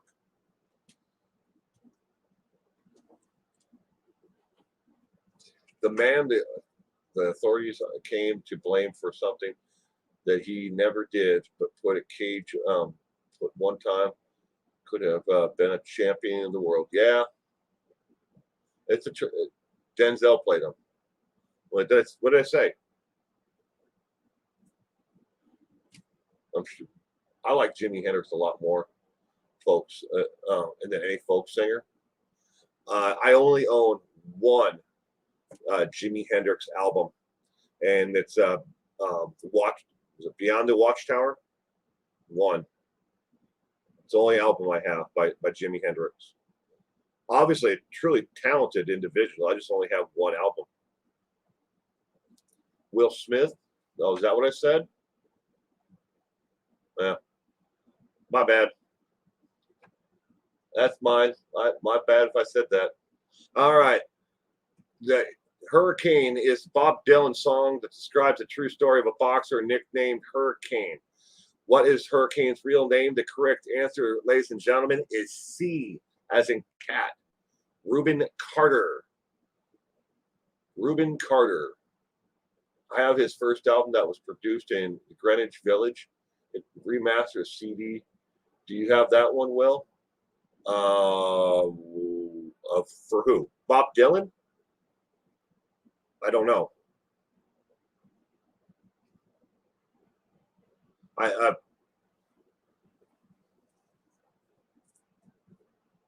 I've got some pretty rare produced records of Johnny Cash.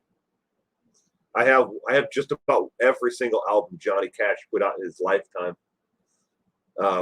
Folk, country, gospel, and then country. I've got just about everything. The main albums. I didn't know. There's so many of them that were produced later on after his death that I never got into any of those, and some of them that were remastered and re-released. Dylan was a fantastic writer. All Along the Watchtower.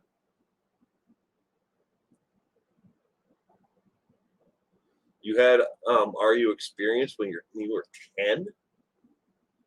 Oh, wow. All right. Question number 21. Earl had to die because he was physically abusing his wife. How did the Dixie Chicks get rid of him? Was it A, they poisoned him, B, they shot him, C, they ran him over, or D, a hiking accident? Earl had to die by the Dixie Chicks.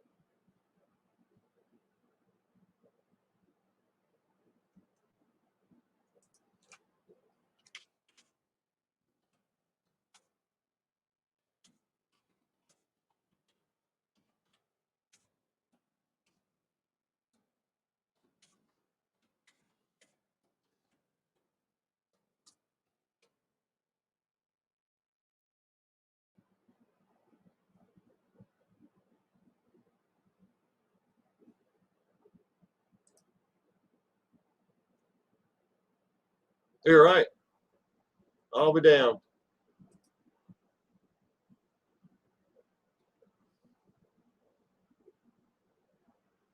Anyone here a fan of Little Feat, Killer Jam Band? Never heard of them.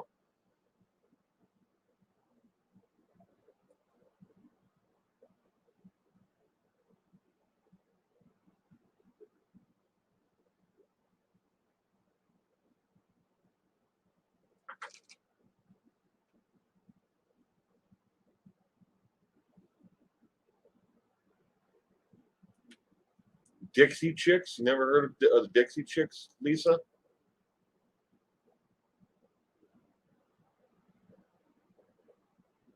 First album from 1960, the Bob Dylan's album from 1963. Huh.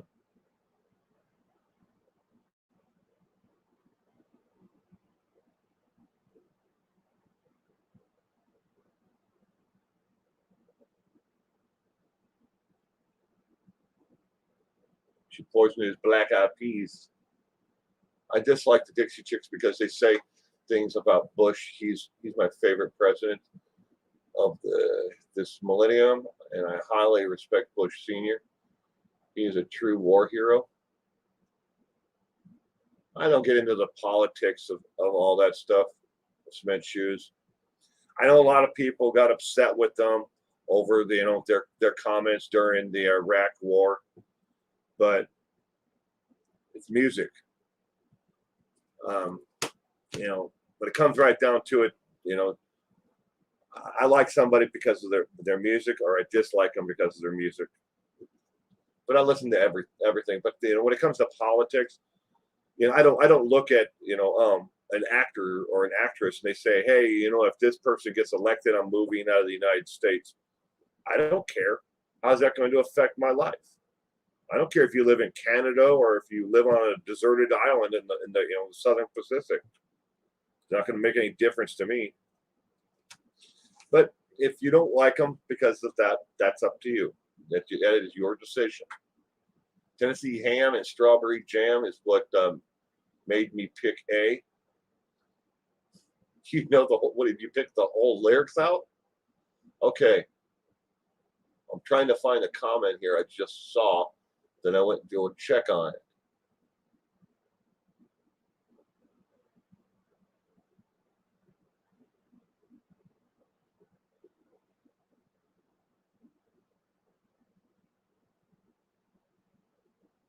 All right.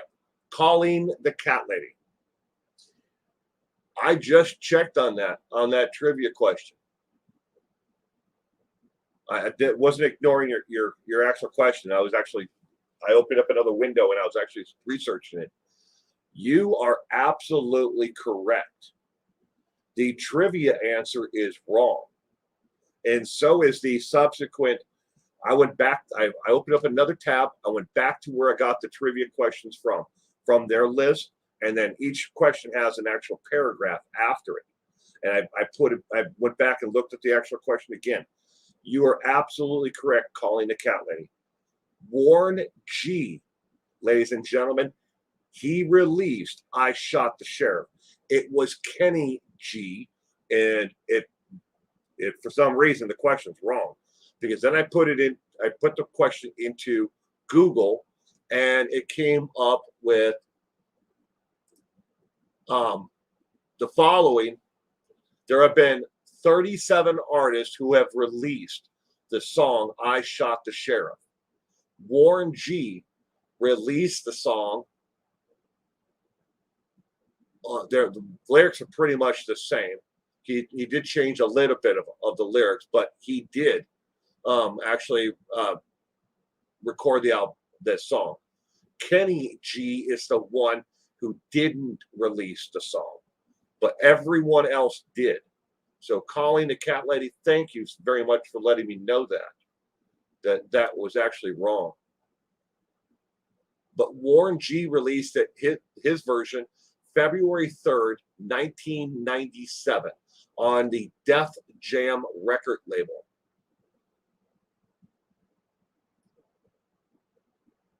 In order of popularity for who released I Shot the Sheriff, Bob Marley and the Wailers, their version is number 1. Eric Clapton is number 2. Unfortunately, Warren G's version falls all the way down the list. It's at number 7, but it is at least in the top 10 for most popular versions of it. You can even find a version of I Shot the Sheriff sung by the Disney characters. No kidding. In 2000, the millennium 2000, it was released on a compilation of Disney classics and songs. But there is a version of I Shot the Sheriff, but it's not I Shot. It's just called the Sheriff song that is loosely resembled and taken off of the actual song I Shot the Sheriff. But there's a Disney version of it. But all right, Jess. Now you got to tell your boyfriend he was wrong. I don't know. But I'm reading the actual paragraph that is with the trivia question itself. And it says over and over again that Warren G never released the song. I mean, it makes sense. I mean, he does sing. Does Kenny G even sing? Or is all of his music instrumental? Did I know that Johnny Cash wrote 40 Shades of Green? No. I was not aware of that, Lisa.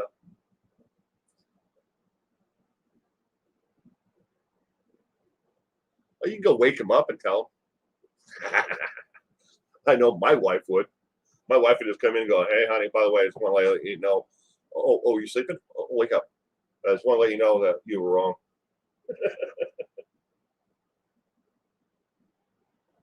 All of Kenny G's is instrumental. I mean, you could do an instrumental version of it. I've heard instrumental versions of songs that I never thought I would ever hear in my life, like elevator music. It's like, are you kidding me? All right. Earl had to die. How did the Dixie Chicks get rid of him? And the correct answer, ladies and gentlemen, is A. They poisoned him. Earl had to die. A is the correct answer to the last one. Better 40 Shades of Green than 50 Shades of Gray. When I put Kenny G in YouTube, Warren G keeps coming up. Maybe that's how they made the mistake, because it keeps on popping up that way. I don't know. All right, next question. 22. Which Beatles of their song is about 3 murders? That doesn't make any sense at all. Which Beatles, it should be which Beatles song of theirs is about 3 murders? Is it Strawberry Fields, Maxwell's Silver Hammer, Hard Day's Night, or Don't Let Me Down? Which song by the Beatles is about 3 murders? And I'm not sure why the word 3 is capitalized there either. That's odd. Warren G is better. Can you imagine I shot the sheriff on a sax? I'm not kidding. There was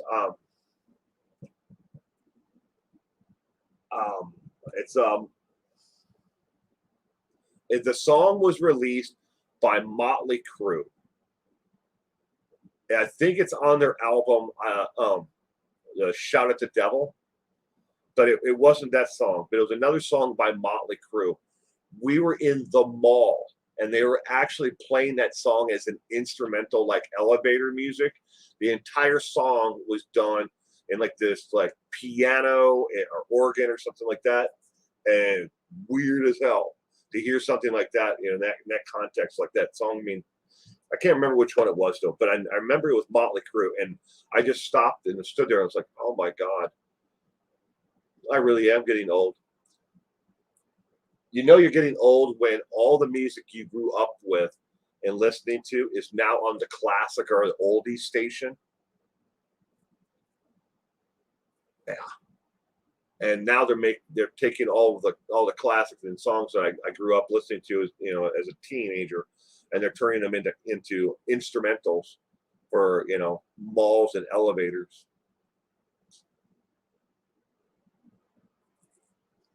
I feel like I should go with this group on this one because I have no clue. B.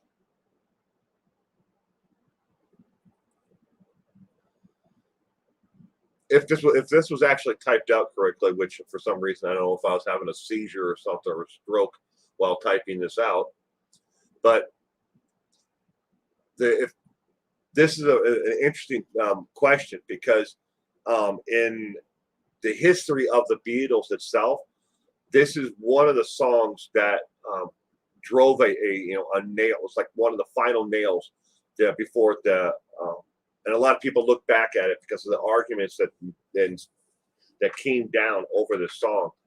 That was like the dividing line in the Beatles, and made them, it was one of the final nails that pushed them apart. B, since I never heard of it. Soulful music's going with B. I like maybe 3 or 4 songs by the Beatles. I like every song by Creedence Clearwater Revival. You can't go wrong with CCR.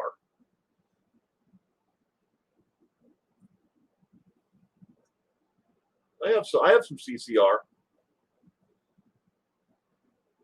I know I do. Some albums I buy them in the house.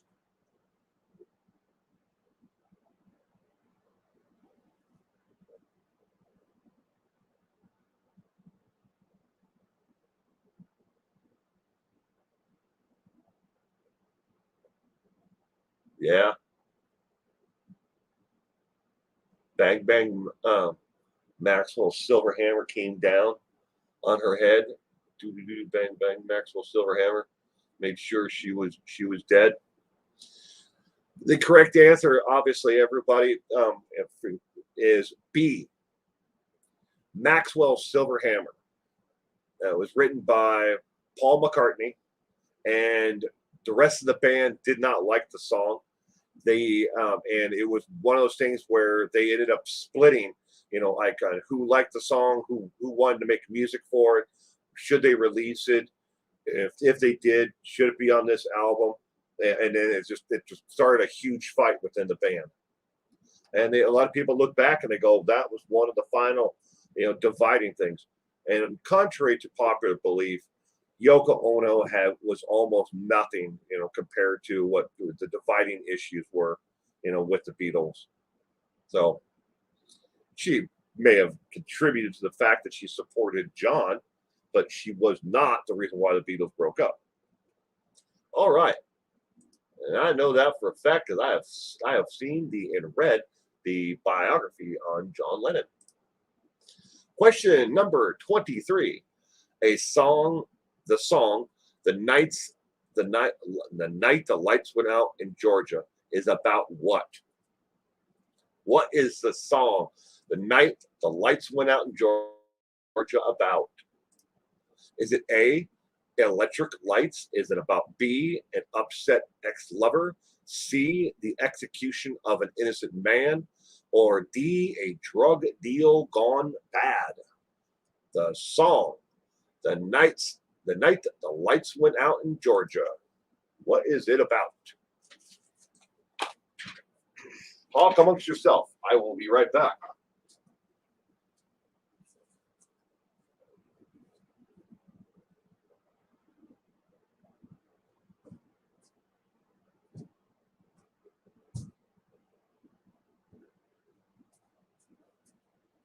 I am back. I am back. I had to get myself another water.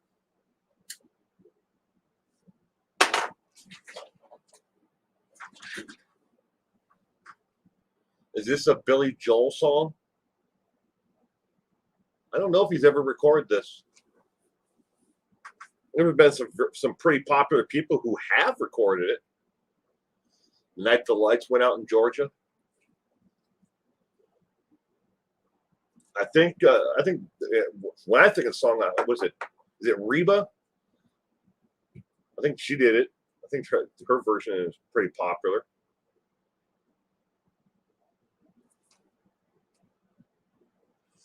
Yeah, but I'm back. Moments and trading. It was only for a minute. The refrigerator where I keep all the bottled water is outside of my studio. Reba McEntire did a version. Yeah, Reba's, I think, is probably the most popular version. But there have been quite a few artists who've covered this song in the past.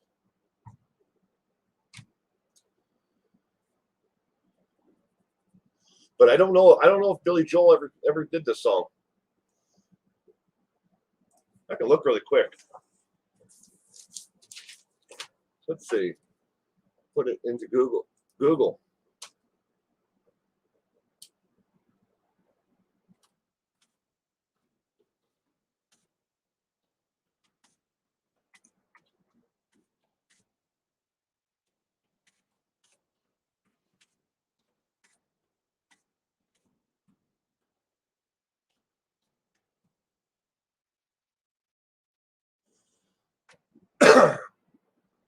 Vicki Lawrence is her version's right up there, almost at play wise.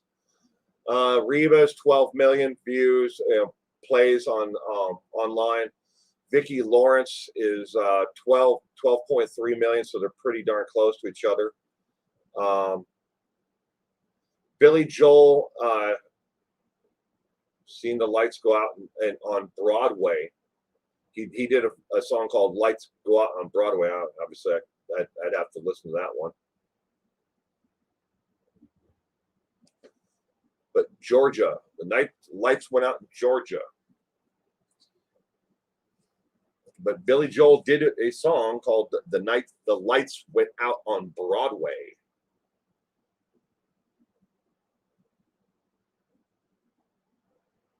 So the song "The Night the Lights Went Out in Georgia" is about what?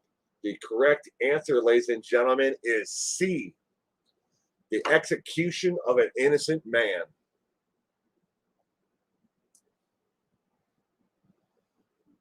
C as in cat. All right, number 24.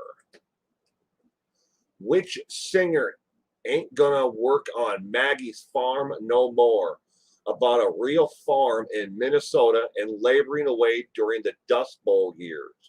Was it A, Grace Jones, B, Bob Dylan, C, Jagger, that's supposed to be Mick Jagger for some reason, I didn't put Mick in there, or D, Justin Bieber? Who did the song I Ain't Working on Maggie's Farm No More?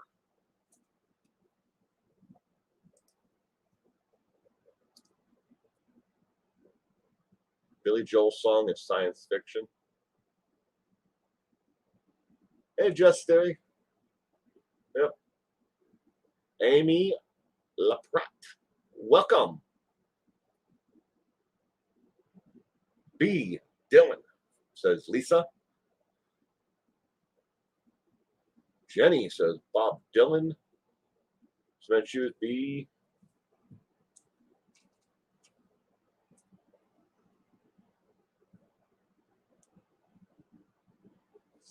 welcome to the stream. I hope you had a wonderful weekend.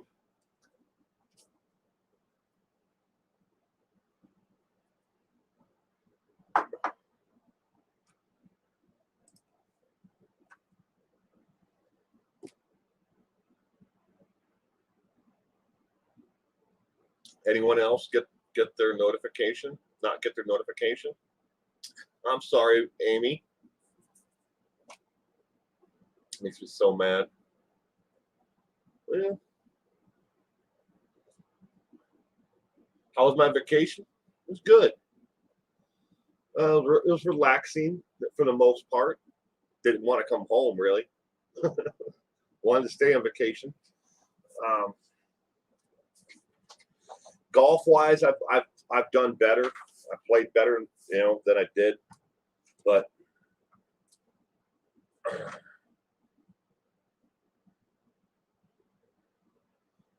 Lights Go Down on Broadway was not Billy Joel. It was Genesis, Phil Collins. All right, so Lisa, Billy Joel released a song. It's a live version. Seen the Lights Go Out on Broadway in 2017 on Turnstile record was the first time he released it, and that was 1976. He released it on the Turnstiles record. Seen the Lights Go Out on Broadway. He then released it again in 2017 on what's the name? Oh, Miami. That's all it says for. I guess that's the name of the album, Miami. That he released in 2017.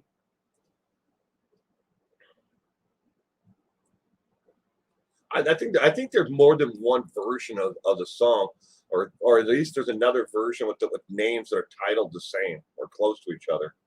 So maybe there is a Genesis song out there that is close.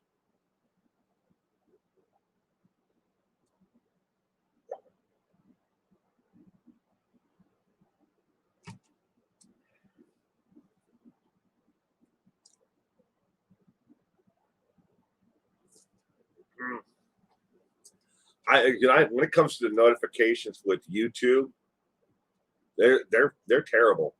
And I know for a fact if you turn notifications off on your cell phone, it will not notify you on your laptop or whatever. You have to have it on every one of your devices. You have to turn on notifications from YouTube. If you turn off on one device, it turns it off for everything.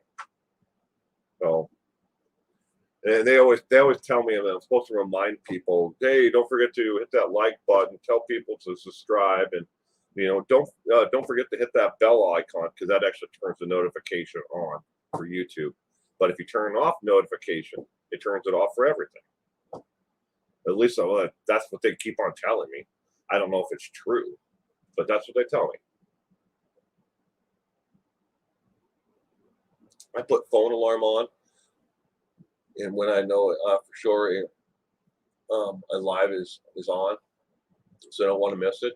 I never get notified for any of the channels that I follow when they're live, except for Leave It to Beaver. Her channel is the only channel of all the channels that I subscribe to that I get notifications for when she's live. Otherwise, I get none. I have no idea why it's that way. I haven't turned. I mean, obviously, you guys can hear the chime going off earlier when I get notifications. When my wife was posting on Facebook, I get them all. For everything else, I just don't get the stupid notifications from YouTube for any other channel except for hers for some reason. It always tells me when Leave It to Beaver's on.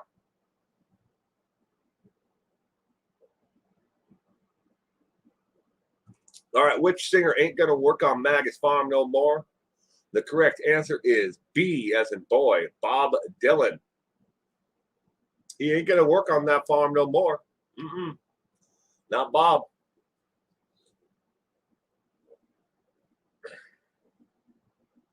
Yeah, they need to do something about it.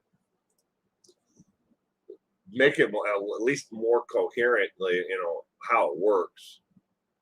Because they have to know people have multiple devices. All right, question number 25. The spouses of the members of ABBA were often present in the recording studio and sometimes did what for free? A, play instruments. B, sang backup. C, make food for everyone. Or D, wrote lyrics. What did the spouses of the members of ABBA do? Bob Dylan's kid has a good voice. He heads to Wallflowers. That's a band I haven't heard of in a long time. The Wallflowers. Isn't his son's name Jacob? Isn't it like Jacob Dylan or something like that? For some reason, I'm thinking Jacob.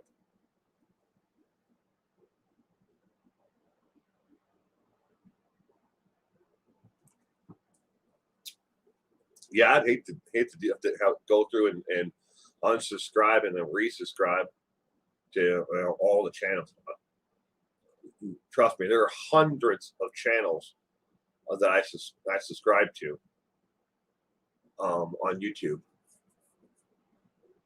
from this account, and I have four accounts total, 4 YouTube channels. Yeah, Jacob Dylan. That was actually right. That's pretty cool, Emily. Welcome, Emily. In case I didn't say hello earlier, I hope you had a wonderful weekend, Emily. The spouses of members of ABBA were often present in the recording studio and sometimes did what for free? What did they do? Inner Peas. Good evening and welcome to the stream. I was wondering when somebody was going to guess A, B, C, or D. But she's going with E, played the tambourine. You can't think of one ABBA song right now?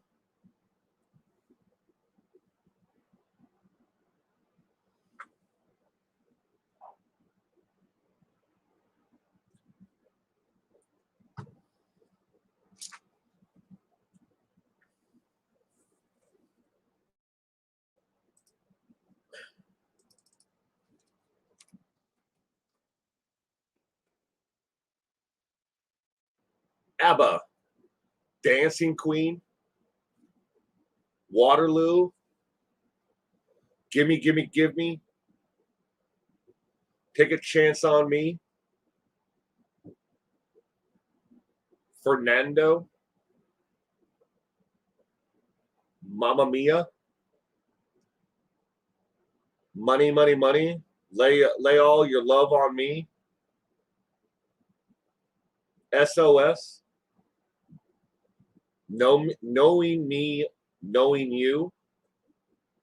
Those are all ABBA songs, ladies and gentlemen.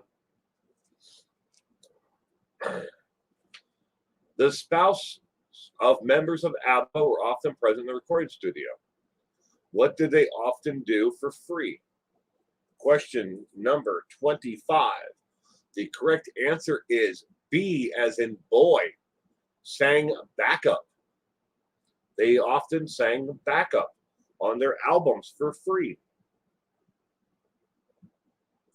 It's in a ton of movies and stuff. I'd play it. I'd play some of their music, but I'd get a copyright strike.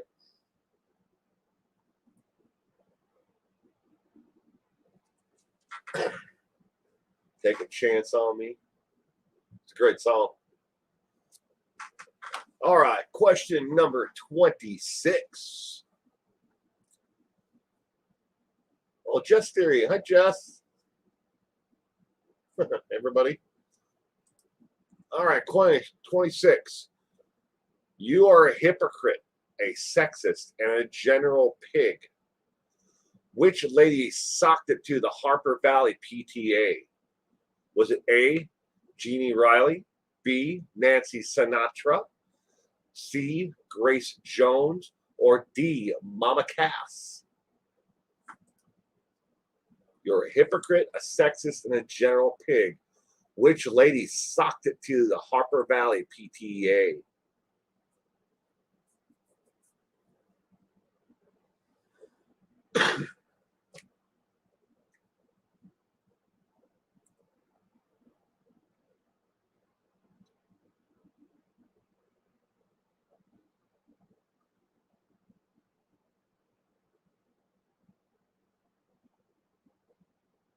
Your mama liked that song? Okie dokie.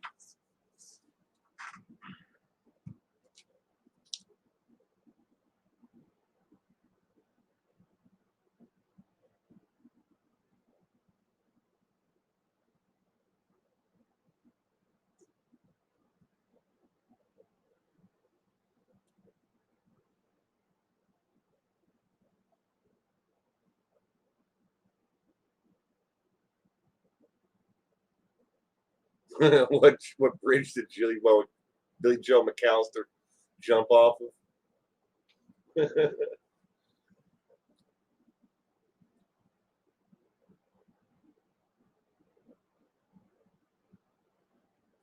I think that's actually a myth, Jess. I'm not entirely sure though.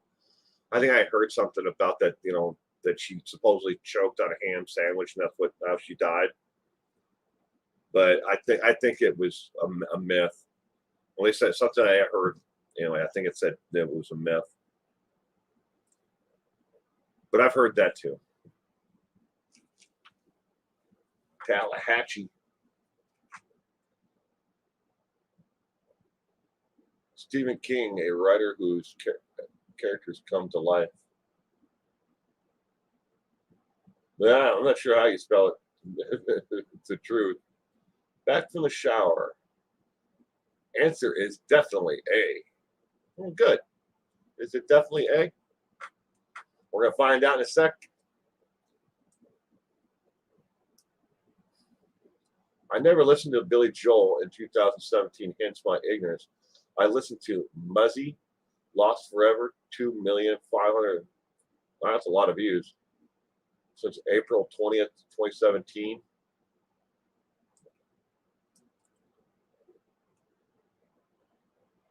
The Harper Valley PTA.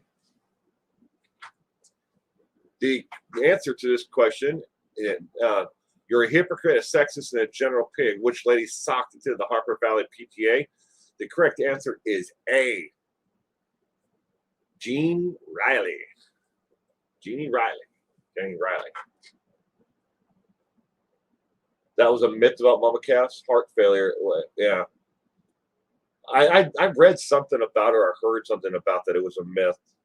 I think that somebody had started the rumor because she was obviously a pretty large lady, but they were like, we'll just say she choked on a ham sandwich and died, because people were like, oh look, she's big because she eats.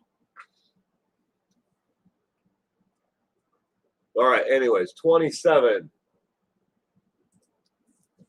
I beg your pardon. I never promised you a rose garden. Where is the real birthplace of super talented Lynn Anderson? Is it A, Minnesota, B, South Dakota, C, North Dakota, or D, Montana? Another great song.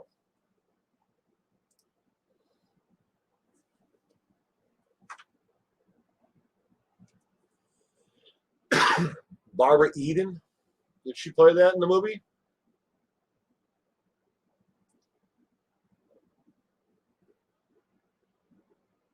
They told you it was a chicken bone. It's in her autopsy report.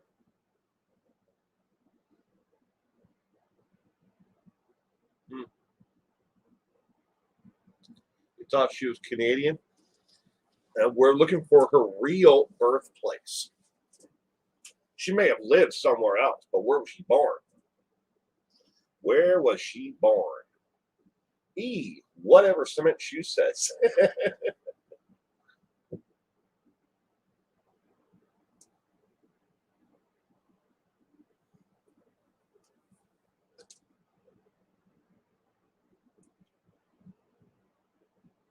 It made it into a movie.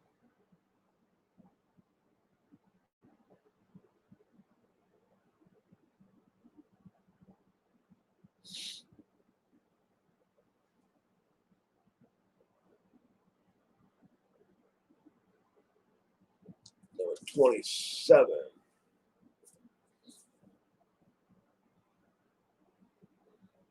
Will, whatever hotel room she died in, another famous star died in like a year later. Wow, or so. My mom had her album, but I have no idea where she was born. I have the album. It's in the house.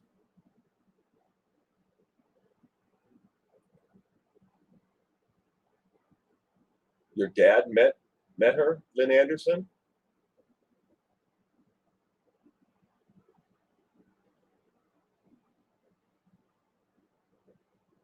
Hmm.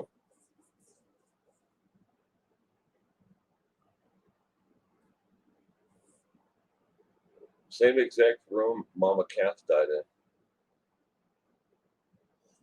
Beg your pardon, I never promised you a rose garden. Where is the real birthplace of super talented Lynn Anderson?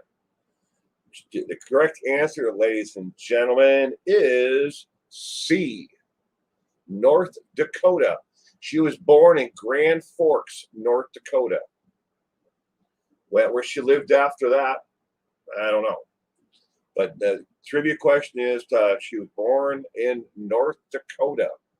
And just by super talented, you have to look into her biography on what Lynn did in her entire career. A lot of people don't really know, how far her music went and how it helped move a lot of women, forward in the music industry. And she did a lot of work behind the scenes besides just singing. She was, super talented in business and a lot of things, especially in the early 1970s. She was a powerhouse to be messed with. She would not give up the rights to her music or nothing. When everybody else had to give up their music, rights to record labels and everything else, she was right there. And she's like, nope, this is mine and I'm keeping it. And she kept it her entire life. Very, what they call it, like forward thinking, of especially for a woman in that time frame. So,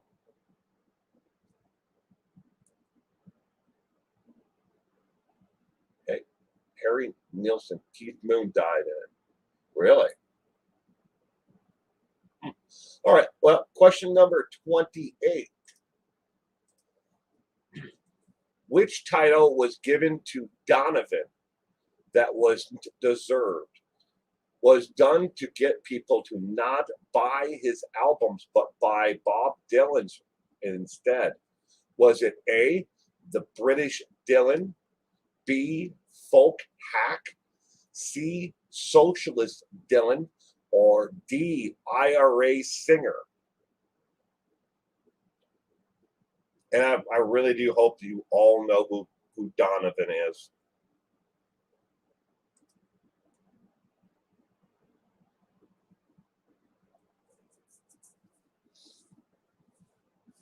And when it comes right down to it, if I had to pick between Donovan and Bob Dylan, Bob Dylan obviously more talented, musically, like he could play the guitar, the harmonica, at the same time. Donovan did a little bit of the harmonica. He played the guitar, but not as much as Bob Dylan, at the same time. But lyrically, Donovan light years ahead of where Bob Dylan was. And he still to this day does not get the respect for his music that he should. You're guessing D.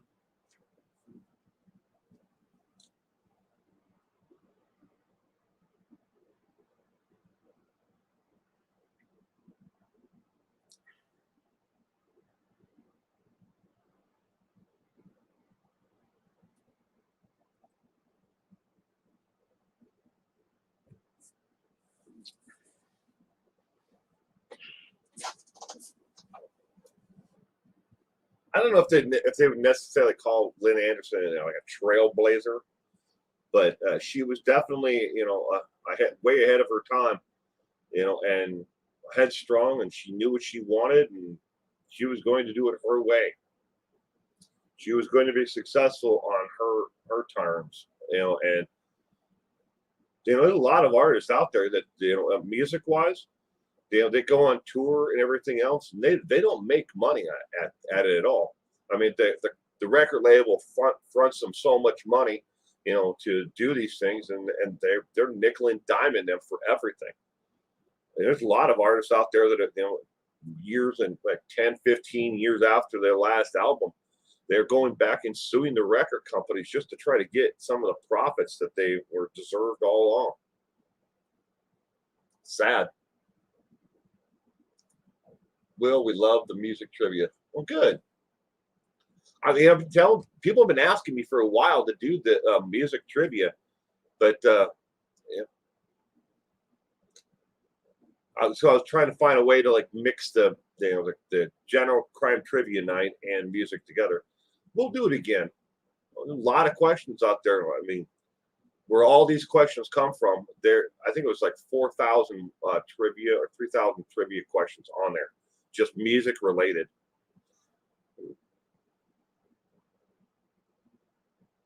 They called him a narcissist. Just kidding. I like exactly one song by Bob Dylan. Well, Cement Shoes, you should put into YouTube Donovan. Check out Bob. If you don't like Bob Dylan's music, check out Donovan. Super talented. But the answer to this question, ladies and gentlemen, the answer is A. They called him the British Dylan. And you have to think about the time when this came out. The relations between the United States and Britain weren't the best, but they weren't terrible. I mean, they were still allies, but people didn't look at as them as like, oh, look, he's the British version of Bob Dylan. Is basically what they're saying. Like, if you like Bob Dylan's music, you should buy Bob Dylan's music. Yeah. Don't buy that British version of him, the copycat. But Donovan and Bob Dylan, although they do have some sounds that are similar, Donovan is vastly different, at least in my opinion. All right, question number 29. Manhattan Skyline and Open Sesame were on which album together? A Devil's Count, B, Saturday Night Fever, C, My Way by Sinatra. I have to put that in there because there are multiple different albums out there by different artists, but with the name My Way. Or D, Colors by Donovan. Manhattan Skyline and Open Sesame were on which album together? Devil's Count, Saturday Night Fever, My Way, or Colors?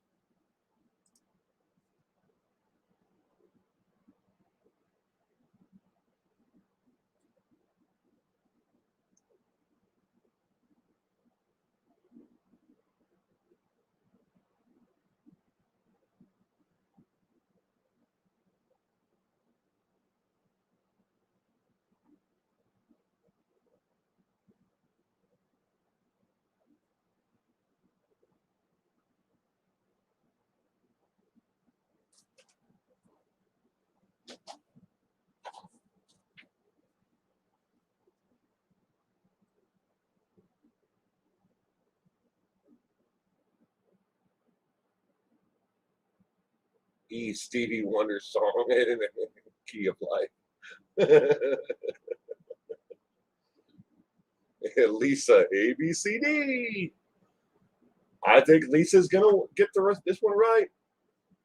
You like Rush in Kansas? And rock music like Tommy Bolin?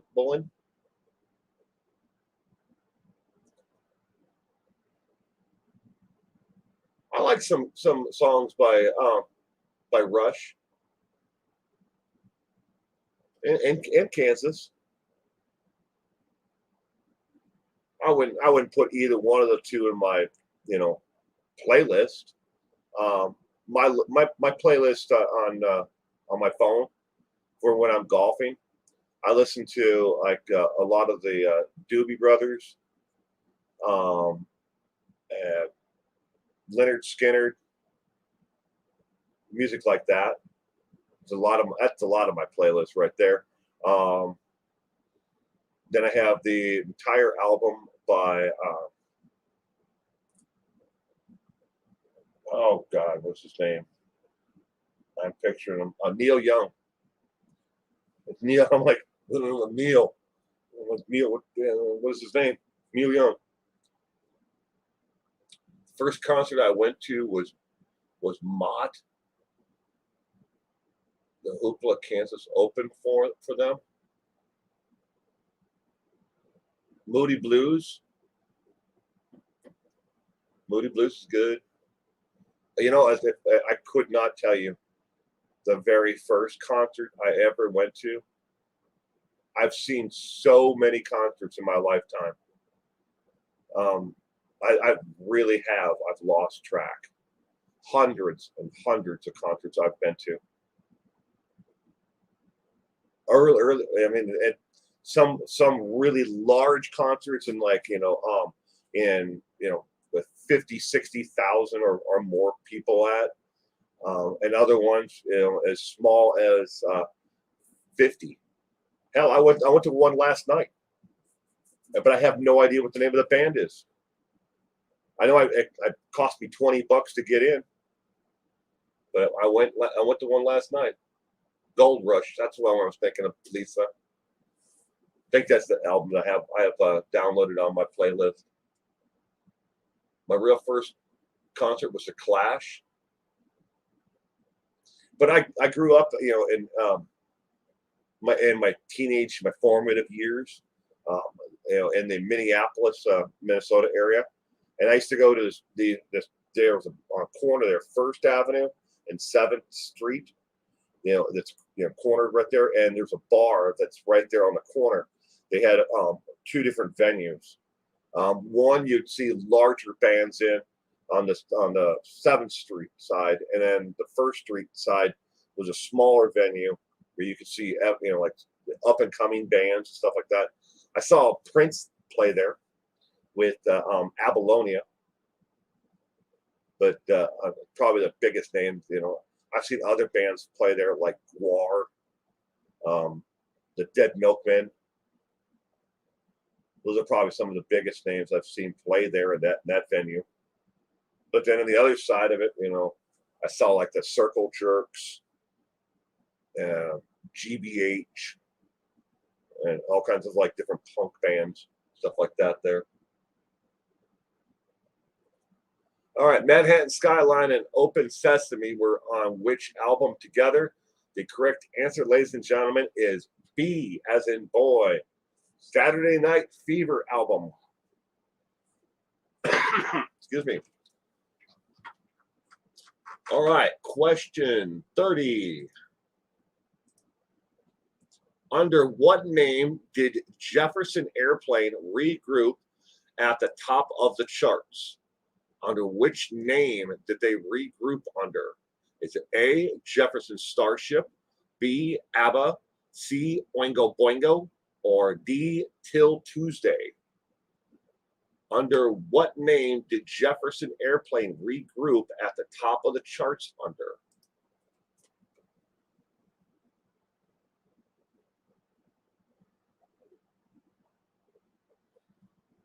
You know, I knew the answer to this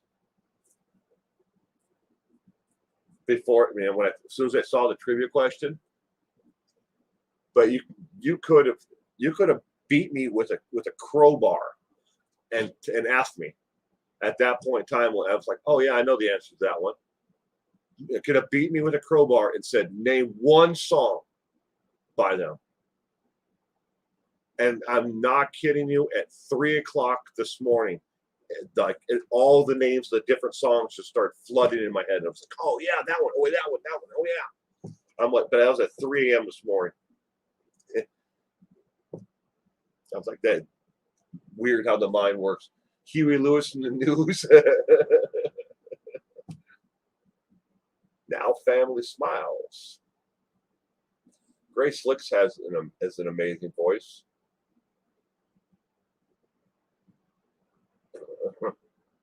Nothing's going to stop us now. Amber Pease wants a new drug.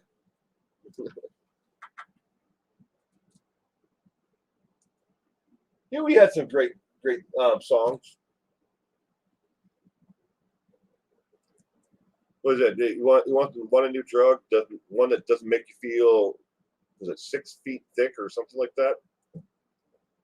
I can't remember all the lyrics to it though.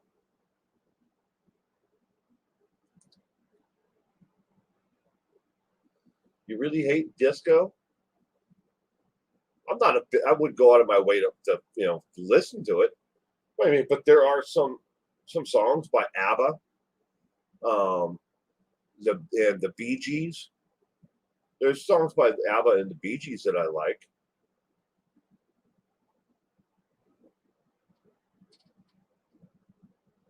Huey Lewis song was so good. The words to it. That's it, Will. Wish we could play snippets, right? Yeah, if I played any more than 3 seconds of a song, they give you a copyright strike. They flag it, and then they'll stop telling people about the stream and everything. If I do it from this account, I know how to do it, but I would have to set that up beforehand, so I can actually play it. So it will not be able to recognize the music as it's being played. Voices by Boss Fight.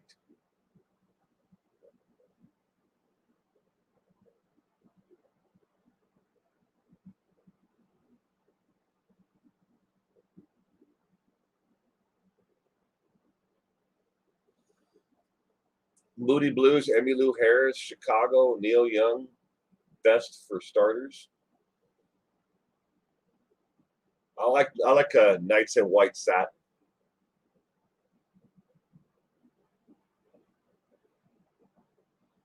Yeah, you name that tune in 3 seconds. I mean, there are ways to do it that you can set it up where right. First, you have to turn off. I don't want to tell everybody how to do it because somebody could do it, but you have to turn off monetization for the entire channel first, not just the content that you're actually playing the music underneath, but you have to turn monetization off for the entire channel. You have to start there, but then there's a couple other steps on top of that you have to do So the Google match doesn't actually, it's not able to recognize the music you're playing. Because I used to do that on streams, play music, it's like requests. And people are like, oh, I want to hear this song, and I just play it. So I know how to do it. I don't want to give everybody this, steps, because it is wrong, on the copyright holders of it. But a lot of times the copyright holders are mega corporations, that don't give a rat's ass about the talent, anymore. ELO, Electric Light Orchestra. Yep. All right. Under what name did Jefferson Airplane regroup at the top of the charts? The correct answer, ladies and gentlemen, is A, Jefferson Starship. All right. And your bonus question for tonight: which Barry had 70s chart success with Never, Never Gonna Give You Up and Can't Get Enough of Your Love, Babe? Which Barry? We're looking for the last name of Barry. Is it A, James Barry, B, Carol's Barry, or Barry Carol's, or is it C, Barry White, or White Barry, or D, Eva Barry, or Barry Eva? Who had chart success with those two songs in the 1970s? E, Morphew. I would hate to listen to Barry Morphew sing.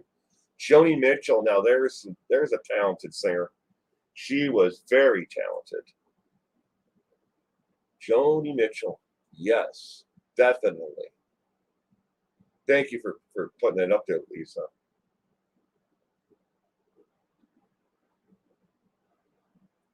Barry White. He's got that. Barry White had that, that deep. Very,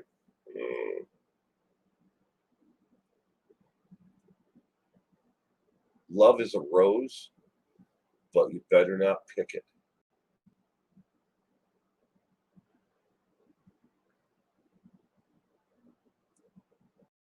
Actually, again. I'm guessing Barry White because he's the only one on the list I know.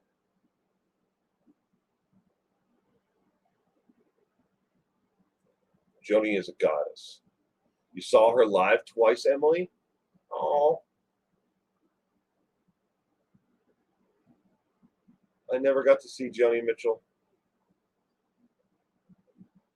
Enough love out of your head.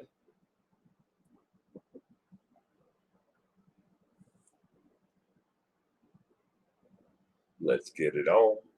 Yeah. Yeah, definitely a Barry White song.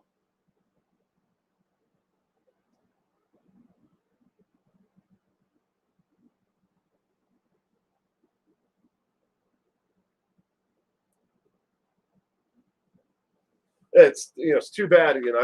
I always wondered where he'd be today, success wise. If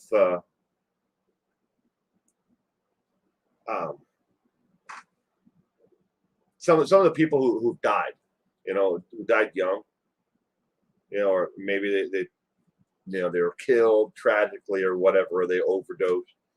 Where would they have been musically today? In the history of music. The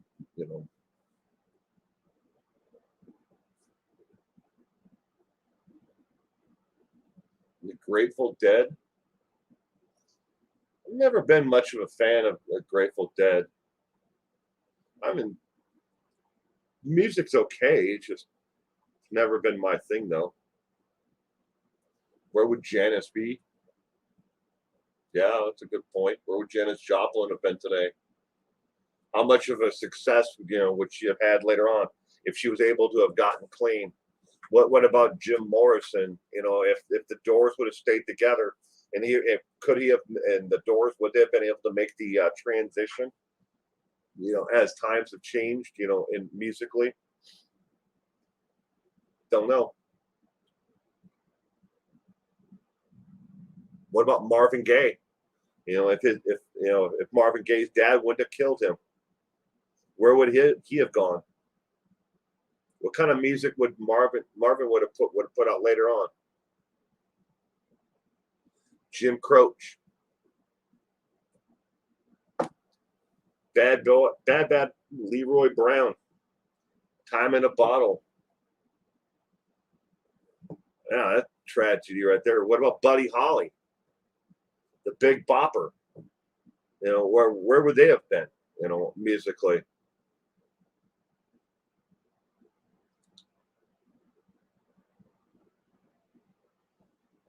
But the answer to this one obviously is C. Barry White. Barry White, had success with both those songs in the 1970s.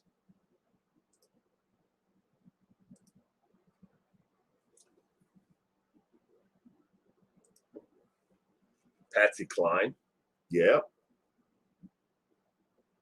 What would music be now? You love Jim Croce's music. John Prine.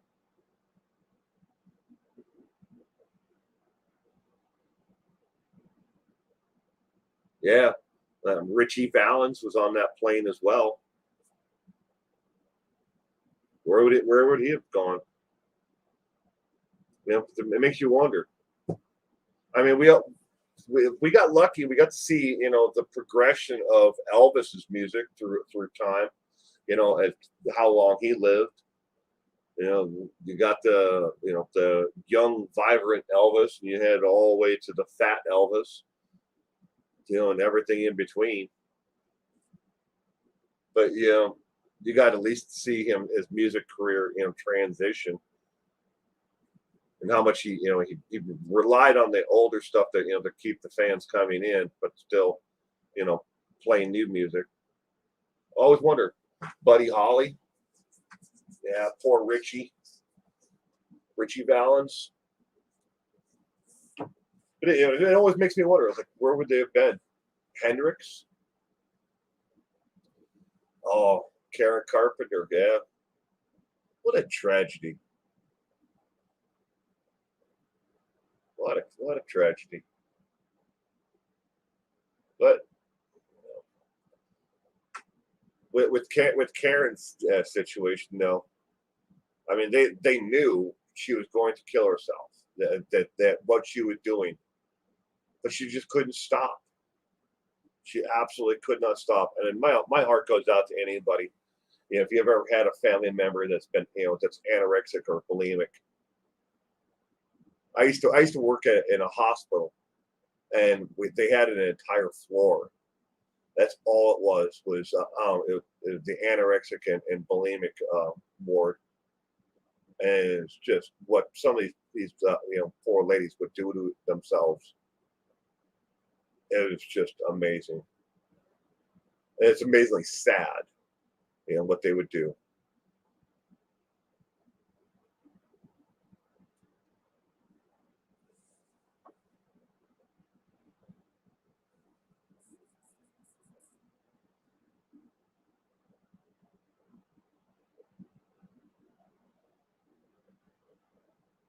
How did Paul McCartney? What?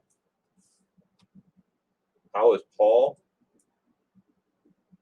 Rotary Dial. Well, love the name, by the way. Rotary Dial. How is Paul McCartney? Paul McCartney's still doing his thing, but first wife Linda, and he's gonna. I think he's gonna still pine over her to the day he dies. I can't blame him for that. I don't think anybody can.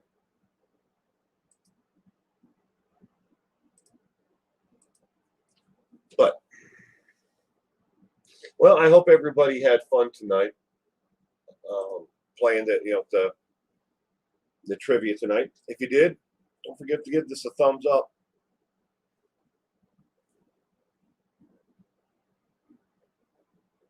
Karen had body dysmorphia. Yeah.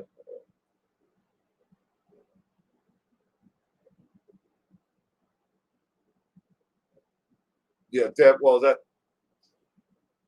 I've never gotten into the psychology behind it.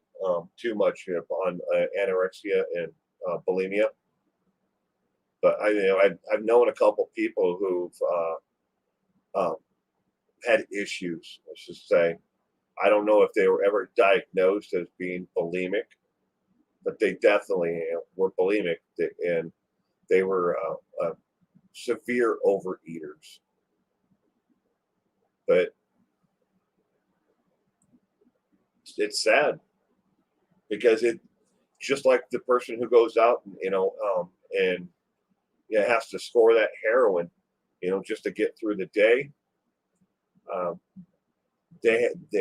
Food is a drug to them, but it's something that you can leave the heroin behind and walk away from the heroin forever. But if you have an addiction to food, you can't leave the food behind. You have to keep on eating the food to survive, and that's gotta suck. How do you stop the destructive behavior of bulimia or anorexia? How do you stop that and leave the food behind? You can't. You have to have the food to survive. And having body dysmorphia on top of that, doesn't help.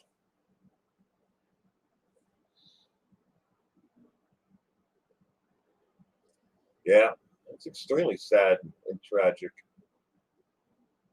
And it destroys the not only the person with the actual addiction, it destroys people around them. And like I said, I've never met anybody with anorexia, at least that I don't know of. I got one person I know who I think has some issue with it, but I don't know. It's just tragic.